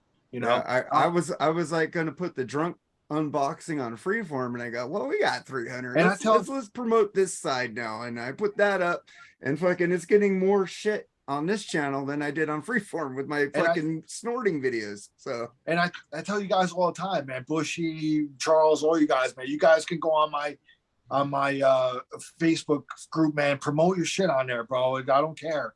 You know, I Mine want to help too. you. I I want do to it help on you all guys you out, guys'. man. You know. Well, nice. So, I appreciate that because I think I've got a real gem working with Metal Mike. He was just on Decibel Geek podcast doing the best and worst of Metallica, and man, that was a great job too. he did a great job. And I had to mess with Chris because I was doing a Rockin' Pod roundup with Sinzak last Thursday, I think, Yeah, I I saw saw a that little one. bit of that. a live stream. And I had to mess with him. And of course, it was before we actually came on air and went live. I messed with him and said, "Yeah, how hard is he to edit?" and Chris, God love him, he's ever the statesman. Sinzak says he's a very passionate man. Yeah. So I got to edit that guy every week. have you tried to edit Lee? I don't. Oh man. I think because I just let him go because he's comedy gold. It is. The problem is there's a lot of stuff that I say I have to take out of the show because we get way off tangent. Me and Metal Mike, and you see But it here. that's a good thing I about will getting take off you tangent, way man. off. You need to go off tangents because it's like we're there for one thing, but then we sidestep to another thing, we sidestep to another thing, and he yells at me and I yell at him. It's fucking, then we bring guests on there and they're getting yelled at and they're yelling back at us. It's fucking amazing. I love Man, it. I love Lee. I've got to get on with Lee again. Yeah, fucking Lee rules. But and thank you guys for being on here, me and Charles. Charles, you have anything to say before we leave? No, get well soon, Jerry. Need you back for the best of next week. And You guys are doing top 11 albums of 2022. Yeah. I mean, Correct. I'd like to get on there if I could. You get on there. Bushy's invited Yeah. too, but he thinks I'm gonna piss him off. first I week got to of figure out if January- I know 11 albums because I am bad, dude. Dude, you Look, can I'm even in pick that boat, live too. albums. Can- You In can can- that even can- pick, boat, it's hard Can I to be find. honest with you people? Okay, look, I love music, but I have turned into such a tube head and a movie head that I'm not listening to music the way I should anymore. It used to be music is all I ever did. And now I'm staring at the damn TV all the time. I'm buying a lot of movies, but I'm listening to a lot of music too at the same time, man. Fucking Yeah, I got Die it. Hard. Watch A Christmas Story, the greatest Christmas film of all time. I watched it already, man. Oh, we watched that every Christmas morning. I got to show you guys. Every Christmas morning. We had an issue at my house, and I didn't think my daughter was going to be with me on Christmas. So she gave me my Christmas gift. And it's funny. I got to see if I can get it up there. Can I get it in the camera? I don't know. Your background keeps fucking. Oh, up. that fucking background. It's That's the why I fucking- don't put a background up anymore. A BB gun. That's why you're asking if he had BBs. It's the Red Ryder fucking Christmas Story goddamn rifle. You're gonna It's shoot got your eye out, kid. It's got the compass. It's a wooden stock, dude. It's fucking amazing. Yeah. So I need to get some BBs because I want to shoot some shit. Yeah, so you could get them off Amazon, man. I mean, But- and I've got a pistol. You know, whatever. I'm in the South, guys. We keep our guns close. So you know, I can shoot the real shit, but this is my childhood coming back to me. I want to fucking shoot a pigeon. That new Christmas Story movie's not good though. I'm sorry. For us, not because I'm planning to watch it Christmas Day. It was totally boring. Oh yeah, all day on TBS. Ugh. I got it on Blu-ray. I don't need a fucking look. Yeah, I have it on Bluray too. Yeah, I have it on Blu-ray. Where is it? I can't find it because I don't have my shit alphabetized right now. Either do I, but we just watch it. That's why. It's right Love here. that movie. There's a brewery here in Houston called Karbach, which I love their beer. But but they've got a seasonal beer in Christmas. It's called "You'll Shoot Your Eye Out," and they've Nice. got the lamp on the can. I mean, that's the logo. Is the lamp? That's awesome. The leg lamp, that is great. Yeah, that's on the can of beer. I got so Oh, many fucking Christmas I have movies, one dude. more thing to It ain't say. funny. I have one more thing to say. Tomorrow is Festivus. I was gonna get to that. Nice. And I got a lot of problems with you people. And now you're going to hear about it. I got a Happy Festivus T-shirt. Classic. I have all the Seinfelds on DVD, and I understand when somebody says I don't like Seinfeld, you're like, Yeah, I can't talk to those people. Yeah, I got a T-shirt. It's just I got the It's I got got a the sign. full- I got the full Seinfeld box set that impressive- came with the puffy shirt. That's Yes. great. I just like fucking he goes, oh God. I just think it's great because, especially in this day and age, when you watch Seinfeld, and we didn't really catch on to it back in the 90s when this show was huge. But as you go back and watch this show now, aren't these four of the most horrible people you've ever met? That's in why your they went life? to jail at the end. But that's why that series finale was the greatest series finale you could do. And then they're talking shit in the jail cell as they're ending the show. And they go back to the very first episode. Yeah. Isn't that button in the wrong place? Dude, Seinfeld, the greatest, Man greatest hands. sitcom of all time. Black and white cookie. So happy Festivus, people. Happy Festivus, man. I was All right. she's turning into that lobster. I think one of my favorite ones is And that's he- not a twist off. You know, where fucking Kenny Roger Royster, and he fucking gets fucking Kramer's just eating all that chicken, or the one where he puts up a screen and the kids start egging his fucking apartment, or the Dude, one, I'm here to tell you the contest is the greatest episode of Seinfeld ever. oh yeah. or the one where freaking George is getting chased by all these fucking people, the old people on scooters. Yes. Oh, my God. And his shit runs out of battery juice. And Staring at it, with running. him. It's- Oh. Yes. You guys gotta watch Classic, Curb Your Enthusiasm. That's the real George right there, man. Oh man, That's good stuff. Larry I've enjoyed David. hanging out with you guys tonight. Thanks for asking me to come on, Mark. You're always, dude. It's an open invitation. Just Yeah, message but me. I'm Mr. Christmas, dude. So I was really Well, excited. that's to the first do this thing I one. thought of when we're doing this episode. I need Nate. You know, fucking your countdown right after Christmas. I'm gonna see it yeah. fucking the 26th, 364 days left of Yep. Christmas. Man, I love me some All right, Christmas. guys. I want to thank all of you on here. Charles, you want to thank people? You want to thank them? Thank everybody for being here again. And All right, happy man. But we need Christmas, you guys to Festivus, Kwanzaa, kind. Hanukkah, Boxing Day, everything that goes with this season. yeah, check Yeah, out the be kind to everybody, you pricks. Yeah. Anyway. Check out the Freeform Rock podcast every Friday. Check out this show every Thursday. And just fucking check out all our shit. Check out The Plug with Bushy and Metal Mike. Check out fucking Black Spinner Circle on Wednesdays. Check out Be Cool or Be Cast Out YouTube page and Be Facebook page. podcast out.